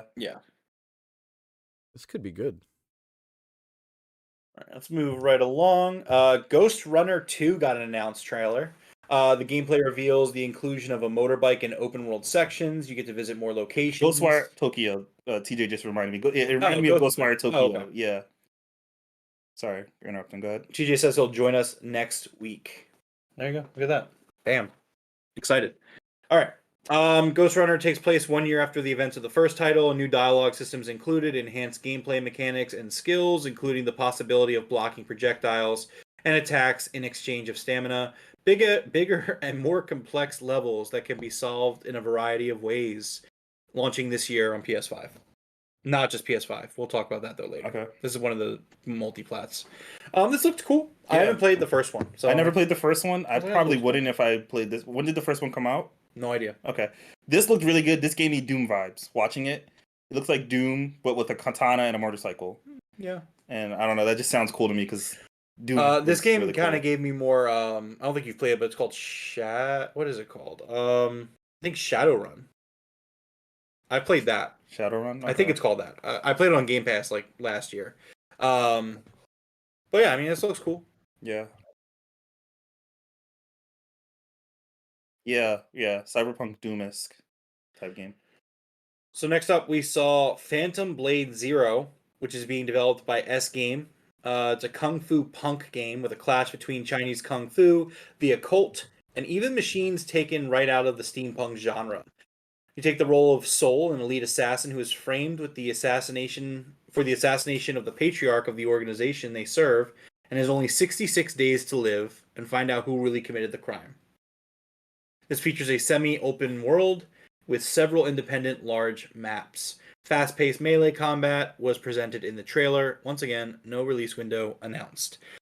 This game looked really cool. Yeah, I was gonna say, up to this point, this was the coolest game that I've seen in the showcase. I would agree with that. Yeah, it's like it was a Soulsborne game, but very fast. Watching the combat and they're just swinging their swords really fast. It looks like a skill-based game. You have to be good at the game, which, I mean, that's Soul-based games are like that anyway. Sure. But yeah, this one was probably the coolest looking game to this point, and it was a lot of gameplay as well. So. Yeah, I would agree with that. It was a very dark vibe, very kind of like spooky, samurai-esque. Yeah, I like this one. I was down for this one. I wonder if it's. I don't know. Do you think this is a Souls-like game? It looked like a Souls-like game based on like the way he was fighting. It looked a lot like Sekiro, to be honest. Yeah, it looked like a quicker Sekiro, but minus like the jumping and all that. Yeah. I would definitely say I was intrigued by this game. Watching this just B-roll, like I hope he's just not matching buttons, like matching an attack button, but it just looks really cool. See, like this game looks like it should be like this is the kind of game. TJ says this game is such a red flag. It only started development in like 2022. How do they have this gameplay already? Plus, the prequel was a mobile phone game. This game is sus.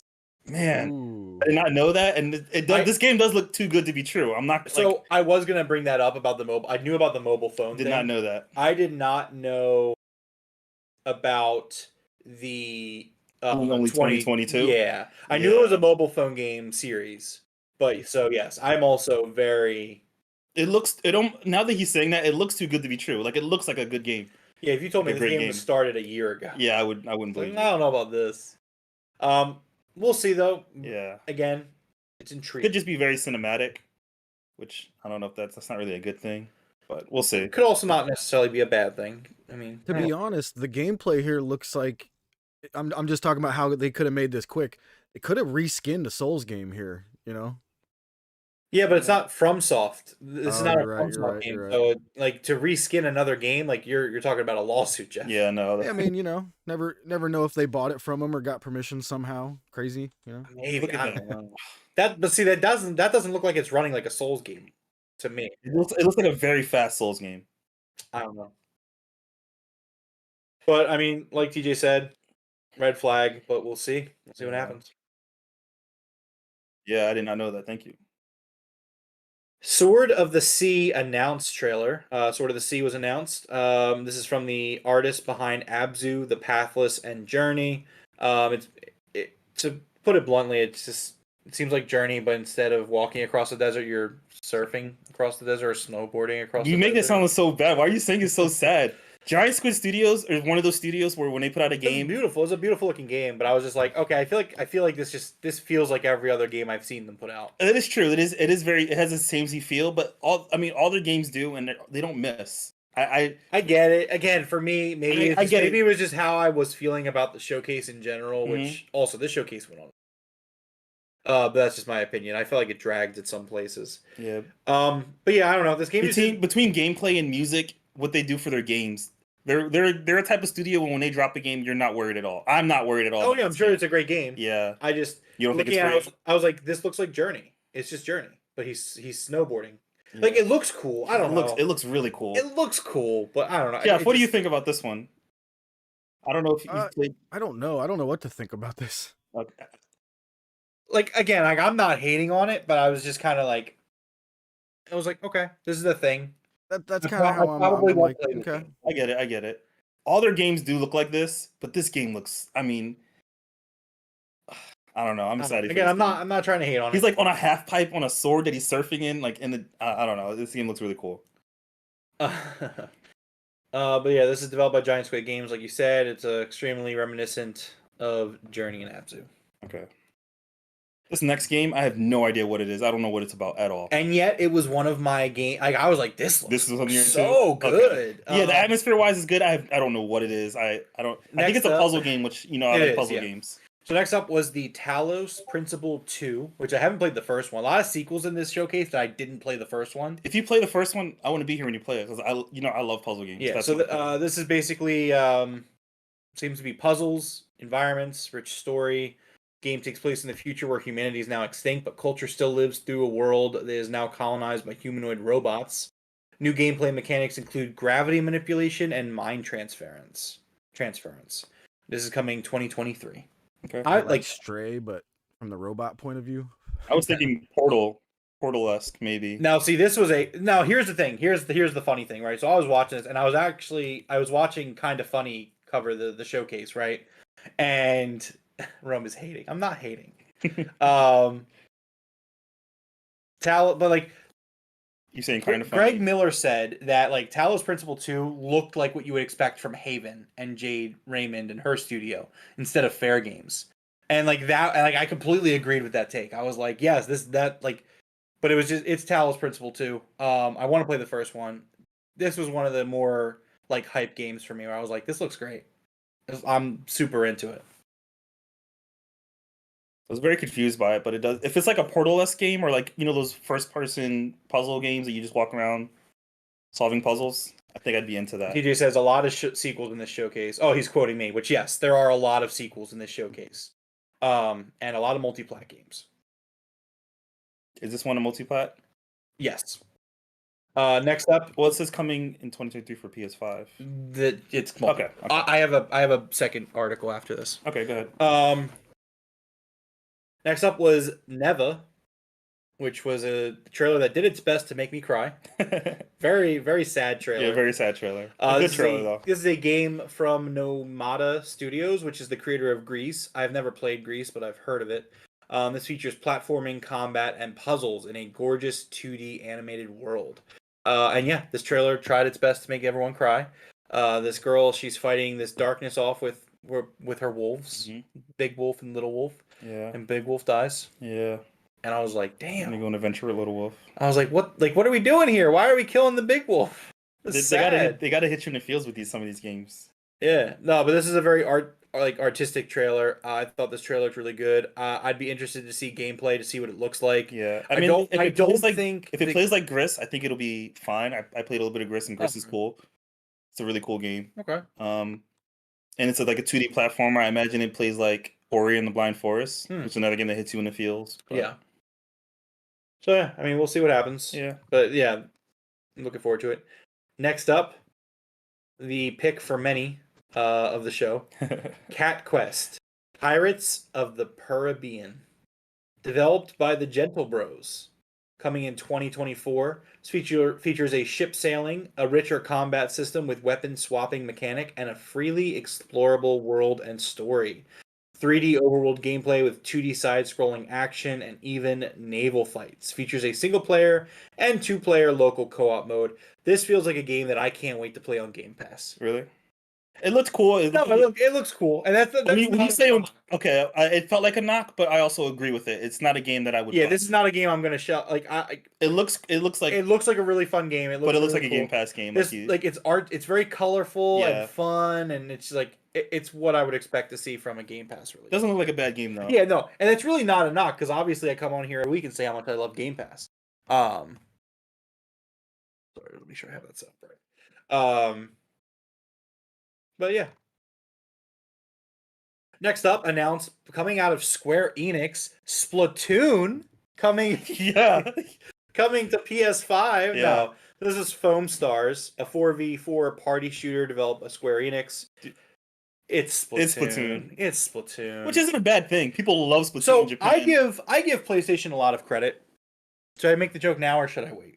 Go ahead, make it now. Okay, so I think it's really cool that PlayStation and Sony has hit its Wii U stage of its copying of Nintendo, coming out with a Wii U gamepad and Splatoon. We'll talk about that. Yeah. But no, this game does look good. It's very pretty. It kind of takes away the kiddie aesthetic from Splatoon if you didn't like that. I know some people didn't. It also adds an element of like it's 3D. You know what I mean? So it's not paint. But like, yeah, it is Splatoon, but it is okay, you know what I mean? Right, yeah. It's whatever. This was for me, like if you asked me to like eliminate one, like it was this one. Just like get rid of this out of the show. I think if you like Splatoon, especially like the Japanese community, they're probably gonna if I like Splatoon, I'm just this game. Splatoon. Yeah, this is just trying to be Splatoon. But you made an argument, and I still agree with it, that we're on Splatoon 3 right now, and you can't tell the difference between Splatoon 1 and 3. You know what I mean? Not at all. They're kind of all the same game, and I think this is kind of like a fresh breath of air for someone who likes Splatoon, who likes the gameplay of Splatoon, and wants something different. You know what I mean? I guess so, but I would also argue that if you look at the B-roll right now, I don't think this game looks anywhere near as fun as Splatoon does. I don't think this game looks fun. Period. Like, really? I mean, if it's not your thing, yeah. It's not my thing either. Like, I don't. If you ask me, would I rather play this game that we're watching B-roll for right now or Splatoon? I would pick Splatoon. Okay. Every time, 100 times out of 100. There's nothing wrong with that. I think this game does look fun. I wouldn't play it, but I do think this game looks fun. I can bring up the meme that says it's the same thing. That's what I have up right now. Yeah, it is a very Splatoon copycat. It's even like I don't know. Even the trailer I kind of found kind of cringy when the girl like gets close at the end and she's like, "Oh, look at the little bubble." It's like all the foam stars. I don't know. Like for me, like I could not get into this. I couldn't care less. Purple says Splatoon is way cooler. Okay. TJ said that he hated the trailer for Neva. Tells him nothing about the game, just the theme, which is fine, but he needed more. Yeah.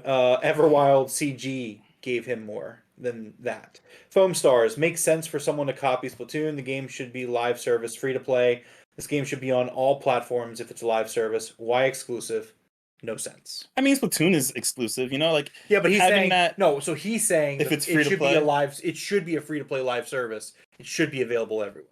Is what he's saying. I guess. I agree that it should be free to play. I don't know about the everywhere part. Right. All right. Next up was the Plucky Squire, which I'm really into this one. This looks really cool. It's a platformer action game with a fantastic 2D to 3D world transition. The story focuses on the hero Jot, who can kind of go in and out of storybook. Yeah, I saw that. That was really when it was just the book part. I was like, oh, this is cool. It's like a cool art style or whatever. Yeah. And him jumping out the book, I was like, oh, this is really cool. It gave me like a little bit of It Takes Two and a little bit of Zelda Link Yeah. Between Worlds. Link's Awakening. Yeah. Yeah. Oh, well, like It's got mad Toy Story vibes. That's awesome. Yeah, that too. Yeah, this was a really awesome game. I think this was also from Devolver Digital, right? Yeah, Devolver. I'm looking forward to this game. Also not exclusive, but For me on this game, if this has some like adult theme jokes and stuff in it, I'd be all over it. But if it's meant for kids, I'm probably out. This looks like it's meant for kids. Yeah. See, I don't think it's necessarily meant for kids. Not meant for kids, but this it's is a for everyone. family-friendly game. Yeah.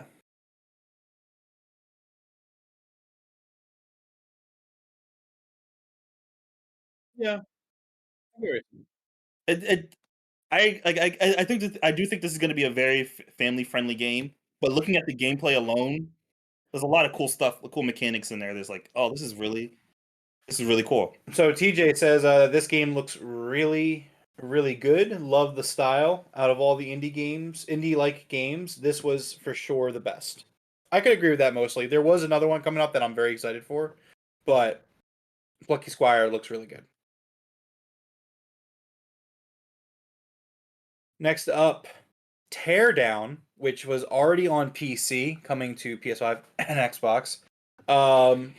In 2023, no release window was announced. Supports PS5's DualSense controller haptics.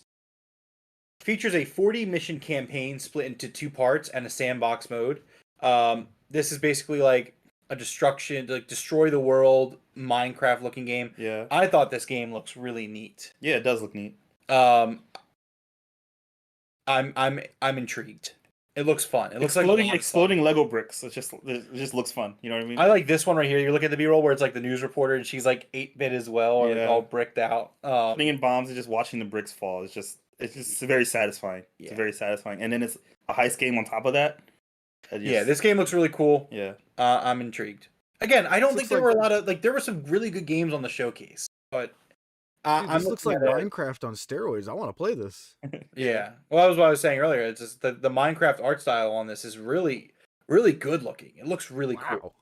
So like I'm saying, watching the showcase and not knowing that these games are on other platforms or coming to other platforms. I mean, if you told me every game on here was a PS5 exclusive, would I feel differently about it? Yeah. I mean, I still have critiques about the first party support. We've went through all of them, and every game has been either liked by me or you, or even TJ. Like everyone, there's something here for everyone. You know what I mean? And again, these games are coming out to other platforms. I don't disagree with you. Again, I'm looking at it from a PlayStation perspective, which yes does include multiplat, but I need some substance on the first party side apart from a game that comes out in 3 months. Okay, 4 months, whatever it is. But I'm into it. Speaking of into it, next up was we got a cinematic trailer for Metal Gear Solid Delta Snake Eater. Now, this is a remake of Metal Gear Solid 3. They put the Delta in there because they said that Delta signifies like beginning again or like restarting. There was no gameplay. There was no release window. I was kind of mixed on this reveal. Yeah, I think that the reveal trailer, like, I get what they were going for, but like you should have just made this like 6 seconds and like just show the last 6 seconds. So my question to you is, did you play Metal Gear Solid 3? So no, Okay, so but I want to. so the reason I give it a pass on the way it opened, because I do still think it's a cool But trailer. I know a little bit about the game. It's not like I can know nothing about Metal Gear Yeah. Solid 3. The trailer itself, I think, is cool. Whether it took away from the actual reveal or not, that's up to people who like the game Sure. can decide. I'm more worried about. I mean, it is just a remake, so maybe it's not a lot for them to. But this is like Kojima's not going to be a part of this. No, he's not going to be a part of it. So that's where my worries are with this. Again, it is just a remake. Now, on the bright side, they do say that all of the original voice cast is returning. The story is going to be exactly the same. Okay. They said that those are their. But their Kojima words. gameplay is a very niche thing. You know what I mean? He puts a lot of detail into his stuff. Yes. So we'll see. But could it? I mean, like, could they make it more actiony? And like, obviously, some fans will not like that. Yeah. But would it bring in new fans to the franchise? Possibly. I don't know. This is not a PlayStation exclusive, which again we'll talk about. Again, for me, like the last 5 seconds where you show Snake, that was a really cool moment. No, yeah. I agree. Everything before that though it's just felt really drawn out. And like I see what they're going for. They're showing the food chain in the jungle, which is a big part of. I know that the jungle. And then you see the snake, and then he gets eaten, and then you see Solid Snake. Well, it starts with the ant, and then the ant eats the frog, and the frog gets eaten by the bird. And so I'm saying I still think it's a cool trailer. I don't know. It was 30 seconds. I don't think they have to skip anything. Well, cool. TJ does not agree with you. He says this was the biggest flop of the showcase. 2 years ago, says TJ, they showed Wolverine as an exclusive. They showed Knights of the Old Republic as an exclusive that was an Xbox game. Now you show Metal Gear Solid and it's multiplat. As a PlayStation showcase, yeah, kinda an L. For gamers, though, and everyone, this is a W. Looking forward to playing it. I think that last statement is, I think, the PlayStation showcase as a whole. As a showcase, it was probably an L, but for gamers in general, I think this was a great showcase for gamers in general. If you're someone who owns a PlayStation and you want, like you said, you were looking for a PlayStation showcase, then yeah, I could see this being as a flop. But again, like, so then just do a state of play. Like, that's the point that I'm trying to make. Like, just...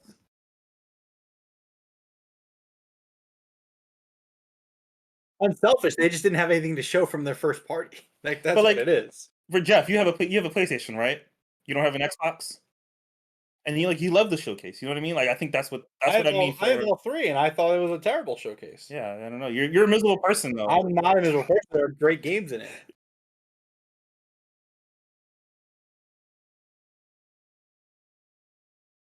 Yeah, I'm excited. You're excited. Yeah, I'm excited for it. I'm not saying I'm not. Well, again, we'll wrap up when we get to the end, and we'll talk a little bit more. If it's a good game, does it matter if it's multiplat? That's the part. I mean, to me, no. That's the part that I'm like. That's the fence that I'm on. Because I get what you and TJ are saying as a showcase. Okay, so let me rephrase this, right? Like, let's fast forward. It's 2 weeks from now. Mm-hmm. We're talking about the Xbox showcase, and what if, like, all of their 25 studios, 26 studios, what if they don't show anything from any of those studios? Are you going to sit there and be like, "Oh yeah, it was a good showcase"? No, you won't. If they show good games, I don't know. I'm like I get what you're saying. Like, there are first-party Xbox games that I'm super excited for that I hope I see. What if you don't see any of those, though? None of them? None of them. Then yeah, none of them. I'd be upset if I saw what none if of all them. you see on June 11th is Starfield, and it's the only first-party Xbox game you see? Yeah, I'd be upset. Exactly. That's what I'm saying. That's my point. And that's most of the point. And, like, most of the internet is agreeing with this take that it was not a good showcase. Okay. But we'll talk. Let's continue on. Next up was Towers of Agazba. This was probably the worst game on the showcase. No, this is the worst game on the showcase. Okay. Yeah. Developed by Dreamlit Games. It was open world style gameplay. Look, man, I've been playing Tears of the Kingdom. Get this shit out of my face. It looks so so they had actual gameplay. It looks so clunky. It looked like I was watching like a PS3 and an Xbox 360 game. It felt I didn't like this one. No, this one did not hit at all with me. It was very like clunky. It felt very heavy. It just didn't look. Yeah. Next up, we got the launch trailer for Final Fantasy 16. A very story-centered trailer. Looks good. Yeah. I think Final Fantasy 16 looks great. Mm-hmm. That Sony money, It is an So exclusive. actually, I don't know if you saw they did an interview. The producer of the game did an interview I with. did see this. Yeah. So like, I was right. They spent money on the game and they gave them developers, and that went towards the game. It wasn't just money in the pockets. They actually helped develop the game. They gave their own. Well, of course, the They gave producer of the developers. game's gonna say that to cover his ass. It's like, Oh my it's like, yeah. What does he have to cover his ass for? It's his It's like game. we had the best PlayStation engineers. He said he gave the offer out. Sony gave him the most amount of money, and they gave him developers for the game to help him develop the game. And I said, and I told you that before. That's probably what happened. No. And now he came out and say, and you're still just drinking your haterade. Next What up, liquid death flavor is that? next up was Alan Wake 2. 10 out of 10. This is probably the best game of the showcase for me. And you know what they did? They fucking ruined it. What do you mean? So let me tell you about this. Let me tell you why I'm upset about Alan Wake 2. I do want to know why. Is it because you don't play as Alan Wake the whole game? No. Okay. So I'm watching this trailer, right? I'm popping off. This is one of my games of the show. Uh-huh. I'm like, this game looks incredible. It doesn't follow just Alan Wake. It's a lot of horror to it. It's very story, atmospheric. I loved everything that this game showed. And then you And gotta then- be miserable. And then they said this game will be digital only with no physical release. Many people are upset, including myself.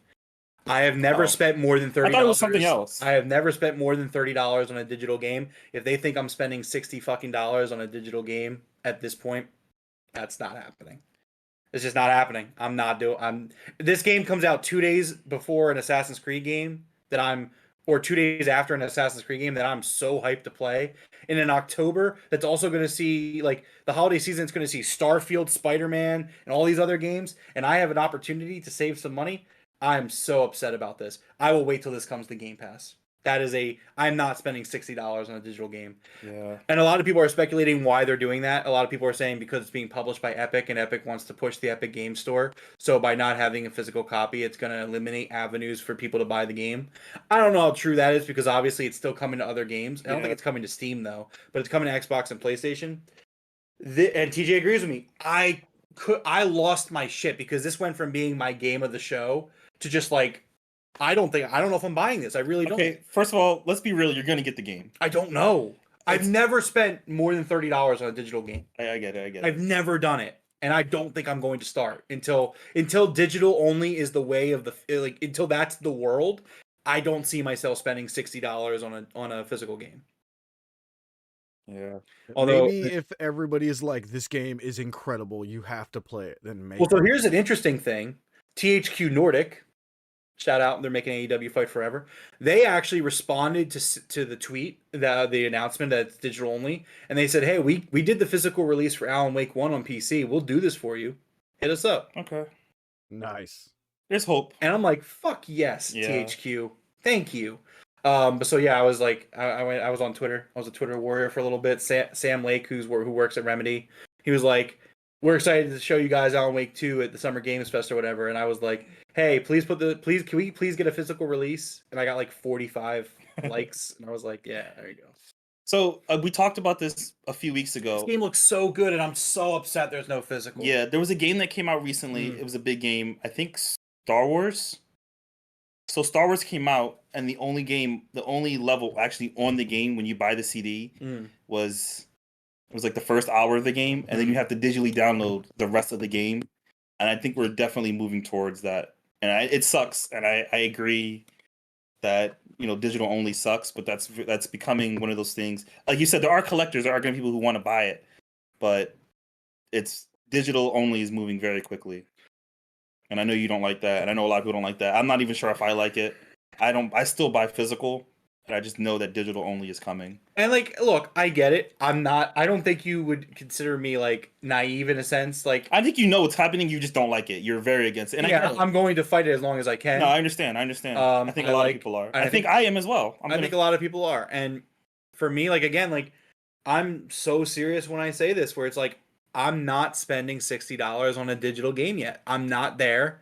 Like, it's coming to Xbox. This is not a PlayStation exclusive game. I'm hoping, if they don't do a physical release, I am hoping and praying that Xbox shells out some money to get this on Game Pass day one.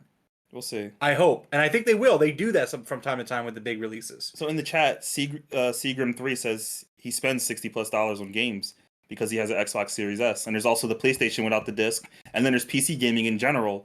It's all digital. I get that, and the Series S is all digital, and I Yeah. totally understand that. Right now, there's 3 consoles on the market right now that are physical. Everything else you play games on, you're buying digitally. I get that, but here's my counterpoint. Deborah, can you duck your head for a second? Like, can you move to the left? I want some I have a PS5 with a disc drive right behind Deborah. I have an Xbox Series X, which also has a disc drive. At the end of the day, support your current consoles. No, but they are.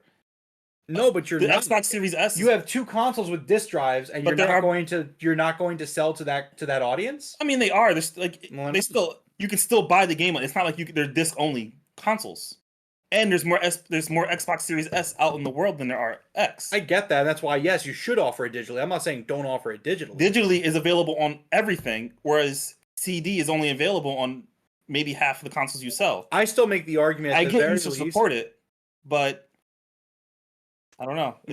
I understand. For me, this was just extremely disappointing, and it really took the wind out of my sails. And yeah, I'm not gonna lie to you, it does affect the showcase for me, whether fair or not, because it's how I feel. No, I get it. Anyways, let's move on. Next up was Assassin's Creed Mirage, coming out 5 days before. It has a physical copy. I'm very excited. It's traditional Assassin's Creed. Cool. I'm gonna buy this before I buy Alan Wake if there's no physical Alan Wake. That's just flat out. Yeah. Not doing it. So thanks.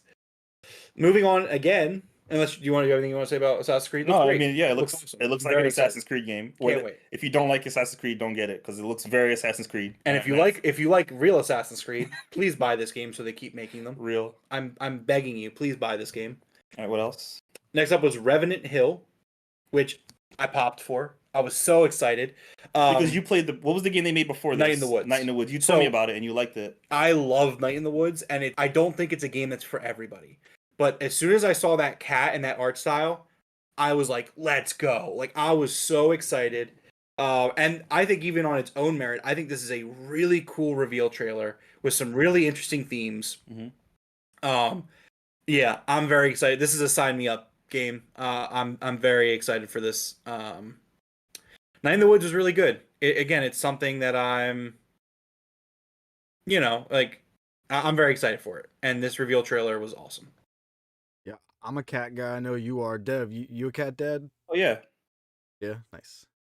Night in the Woods is really good too, though. I mean, again, I think it's a hit or miss. I don't think it's like a slam dunk. Everybody would love it, but I love it. It's really good. Next up, we saw Grand Blue Fantasy Relink, developed by Psy Games. Winter 2023 release date slated. Okay. Looks good. It does look good. Afterwards, we got a Street Fighter 6 story trailer. This was launching, as we said in the last segment. This launches June 2nd. This was probably my favorite trailer for Street Fighter 6. I thought this looked really cool. I watched it. So I watched this showcase after it aired. Mm-hmm. So it was already loaded, and I skipped past it. So it was like Street Fighter's coming out. I don't really, I skipped this one. Yeah. You didn't get to see the Shoryuken. No. Next up was Ultros. Really trippy looking 2D game. Yeah. It was really pretty. I think if you like coming in 2024, it's not my cup of tea. Yeah. You've been very wary of the 2D side scroller stuff. It's just not my thing. Yeah, I think there's an oversaturation in the indie space of them. So yeah, I think it's cool. Next up, Tower of Fantasy. Got a launch trailer for that. It's a very Forest game. Very Forest game. Also saw Dragon's Dogma 2. I know a lot of people are excited for that. This game looks really good. Yeah. I'm very intrigued by this game. Next up was Five Nights at Freddy's Help Wanted 2, teaser trailer. So this is a PSVR 2 game. That sounds awesome. Yeah, it sounds very it's a horror game in VR. With so they already have a VR. Oh yeah, the first I forgot about that. So we're at the PSVR 2 section of the showcase, right? Let's talk about these games, and then I want to ask you a big question. So before we do that, recently they had sold up to this point 600,000 units. Okay. Which is below the numbers, but 600,000 units is still a lot. Mm-hmm. That's a lot of VR headsets, and I think they're only going to sell more. They keep putting out quality games, which is what everyone knew what was going to happen from Sony, Right. but Okay, so let's run through these games real quick, Mhm. and then I have a question for you. yeah. And then you can ask me the same question. So yeah, Five Nights at Freddy's Help 1 in VR. Cool. Yeah. Resident Evil 4 Remake is getting a VR mode. hmm We saw a... Which I thought already came out. Yeah, I was like, wait, what? This isn't a thing already? Maybe it's just not I think for PS. no, it was VR for the original Resident Evil 4. So they have Okay. Resident Evil 4, Resident Evil VR for VR, Resident Evil 4 Remake, and then Resident Evil 4 Remake VR. Okay. Which is that? I mean, it's insane, but it's like Capcom. This is again to be a bit much. Yeah. Like I get it, but it's Okay. a bit much. Got a reveal trailer for Arizona Sunshine 2, a zombie killing game. So Arizona Sunshine was a really big game in general for Yeah. like Quest and PS VR 1, I think. Mhm. So I know it's a good game. This just looks like more good stuff on top of it. You have a pet animal. You have a pet dog, I think. Yeah, his name was no. Fred was a zombie, not the dog. Yeah. Real quick, TJ says that Street Fighter will likely be the best-selling one in the franchise.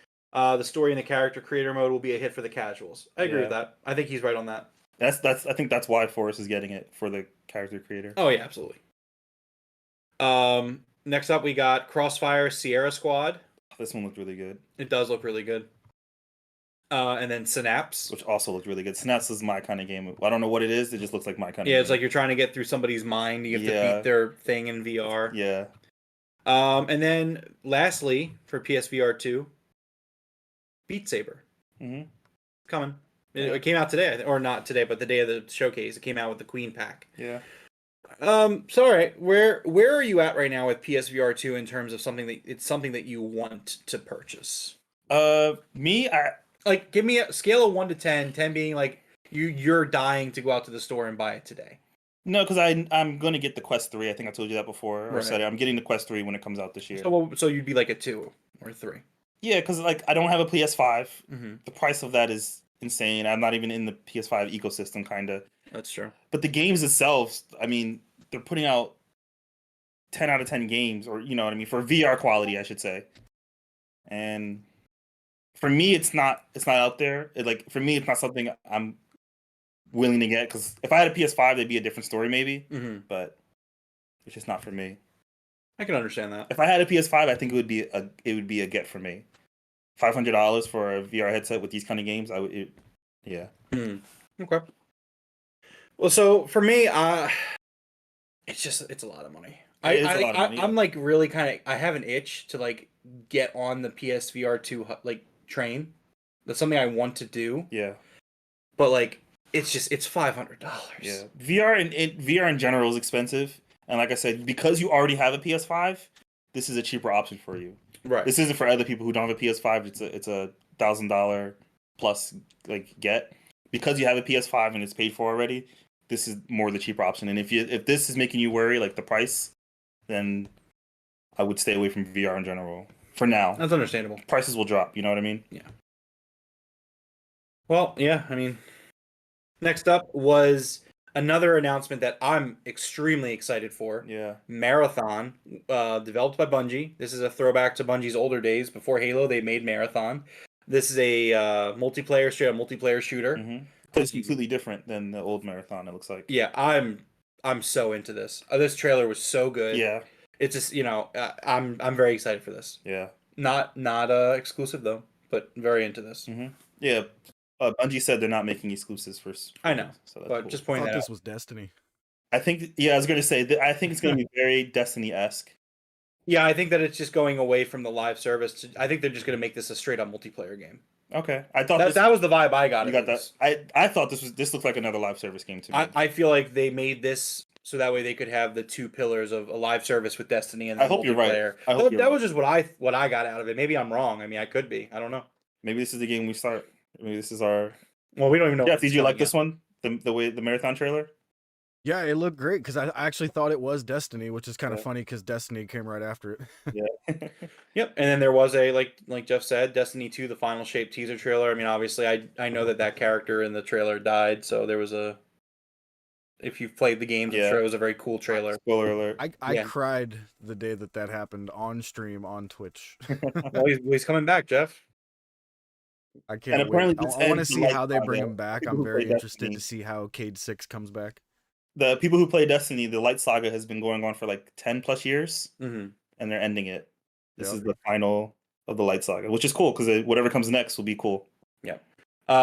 Next up, we got a CG teaser trailer for Concord, which know nothing about. It's a space game. I believe this was a PlayStation first party studio. Yeah, I saw something about this. It looks like it's going to be a multiplayer shooter. So that's what someone else said about it. It's currently very on brand for what PlayStation's going for. If it has whatever, like, I love the look of this trailer. If it has this look, I'm down to see more. Yep. And so that was it. You know, they before they went to the last game, which was Spider-Man, they had some announcements. They do officially announce Project Q. It's a dedicated service device to stream games from your PS5 via Wi-Fi remote play with an 8-inch HD screen. All buttons and features on the DualShock controller are included. There was no release window or pricing mentioned. Insider Gaming reports that this has a battery life of 3 hours. Not bad. I think it's pretty bad. I mean, 3 hours? The Switch has a battery life of 3 hours. The original 3DS had a 3-hour battery life. I get it, but I mean, it looks like. Have you seen the screen on that? It looks like a very good screen on that. I think you're getting 3 hours out of that. I don't think that's a bad deal. Well, for one cannot wait to play Splatoon on my Wii U gamepad. Mm-hmm. I'm very excited.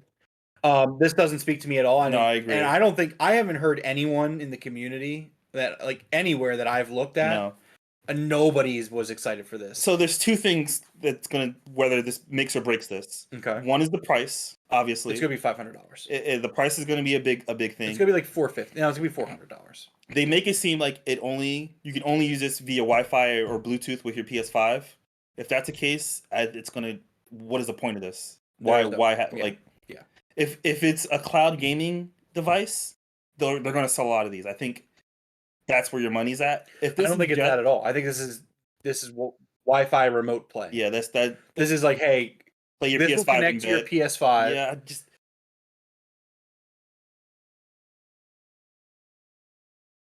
Yeah, and this is then. It's a Wii U. This is the Wii U gamepad with Splatoon. Such a drop. Why? Well, as you remember, they went through their Wii cycle. They came out with the PlayStation Move, and now they're on the Wii U phase of of copying Nintendo. Splatoon on your Wii U gamepad, Devroro, in 2023. Are you not excited for this? No, this is a drop in the bucket. But wait, there's more.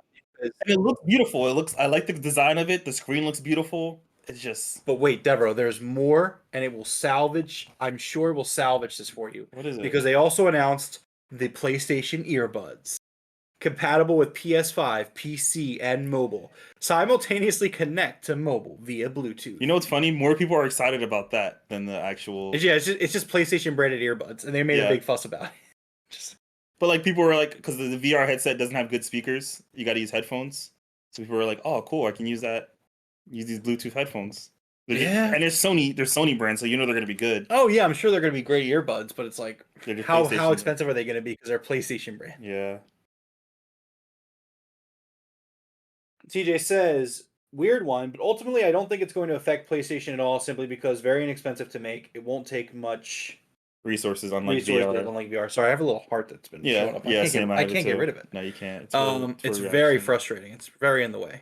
Anyways, I agree, but like at the same time, like I agree in a sense that like they're going to put this out and nobody's going to touch it, and then it'll just be another thing where it's like, hey, remember when Sony did this? Yeah. And it's like, can we? Like, enough's enough. Enough is enough with Sony and all that. And it sucks because the device itself looks good. I think 3 hours for me personally. I think that's a good amount of battery life for a handheld. It sucks that you have to be in your house for it. You know. Yeah. And then last up was Spider-Man 2, which looks phenomenal. Mm-hmm. Right? Looks incredible. This game looks so awesome. The fact that you play as both characters and they play completely different, like, and with Peter, what he's dealing with the Venom, it's like the symbiote, and he's like you can tell he's a little bit pissed off, and he's like very aggressive. And this is probably early in the game. He's probably gonna get way worse. And then Miles has his whole electricity, invisibility, like more stealth. I think this game looks incredible. Yeah, this is gonna be a 10 out of 10 game when it comes out. My reflection on the showcase, like, is despite this, like, really.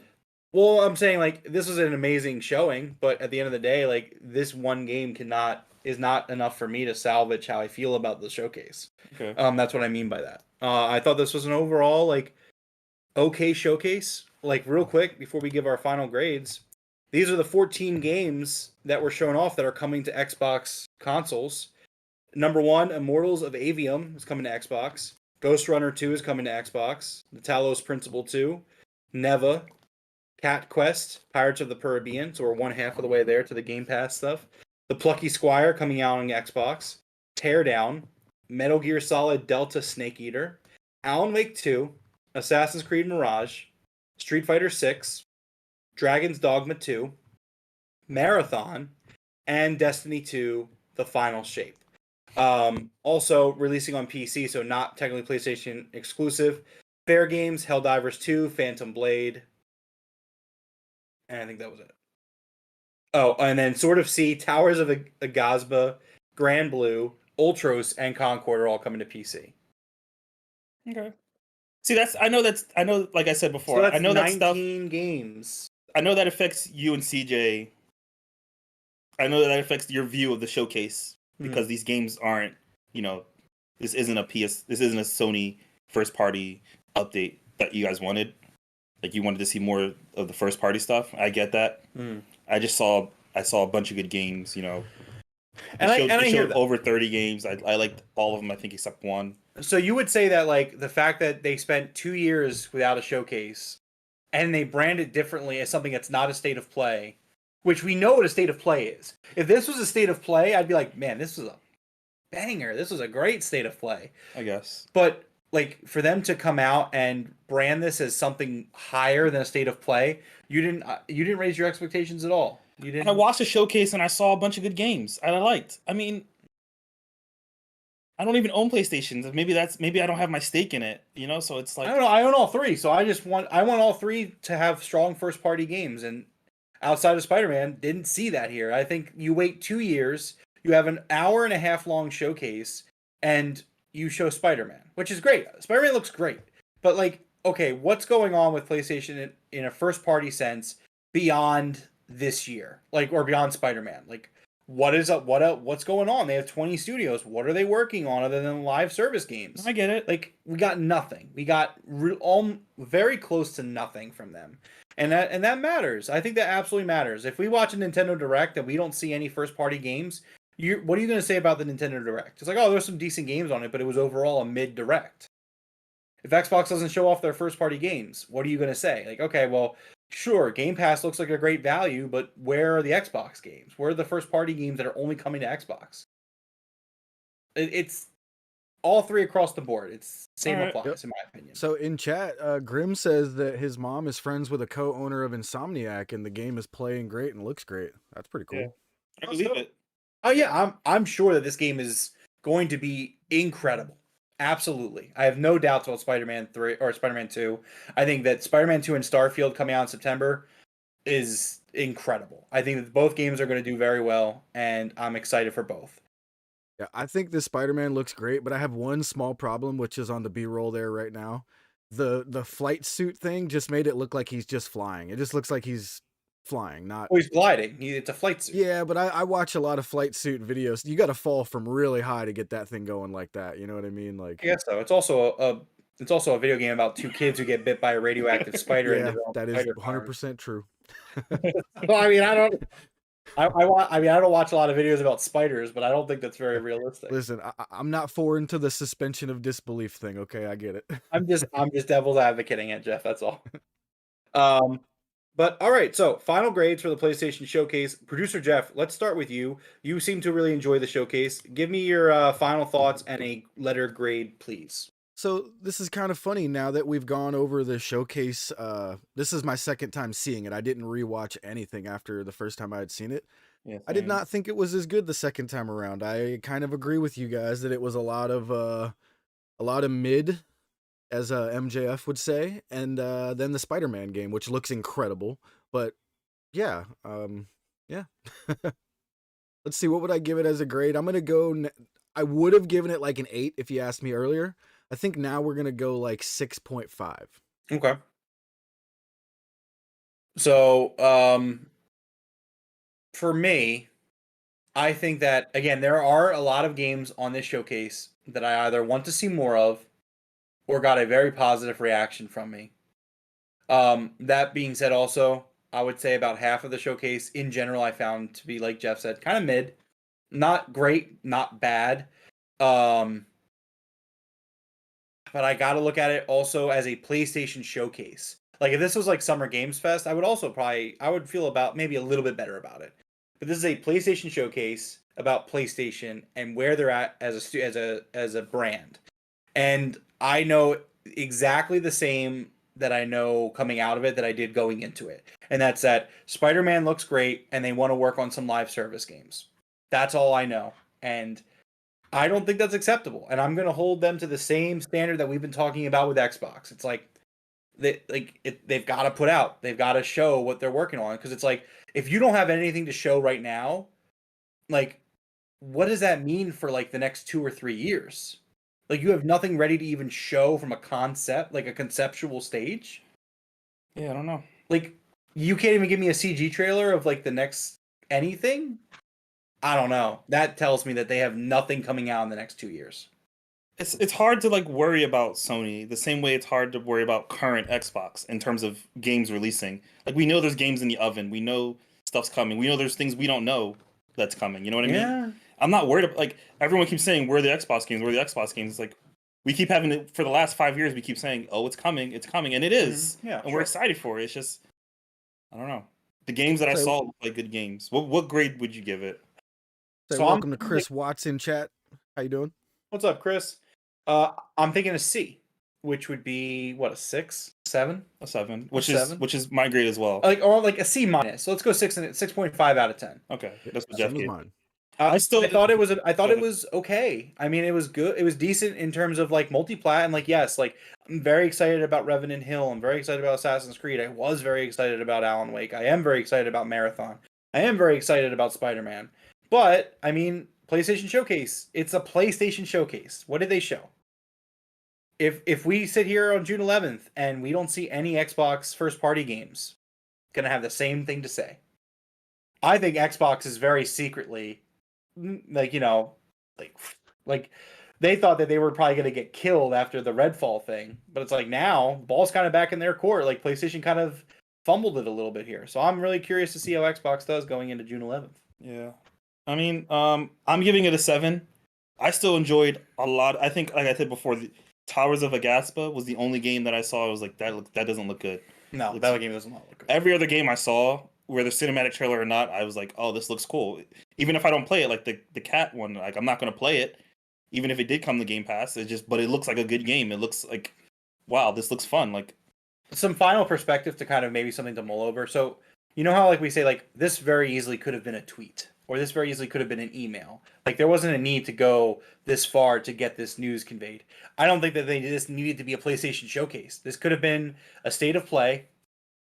And been like, all right. I think now that between the stuff that you and CJ have told me, I think I agree that it should have been a state of play over a showcase. Yeah.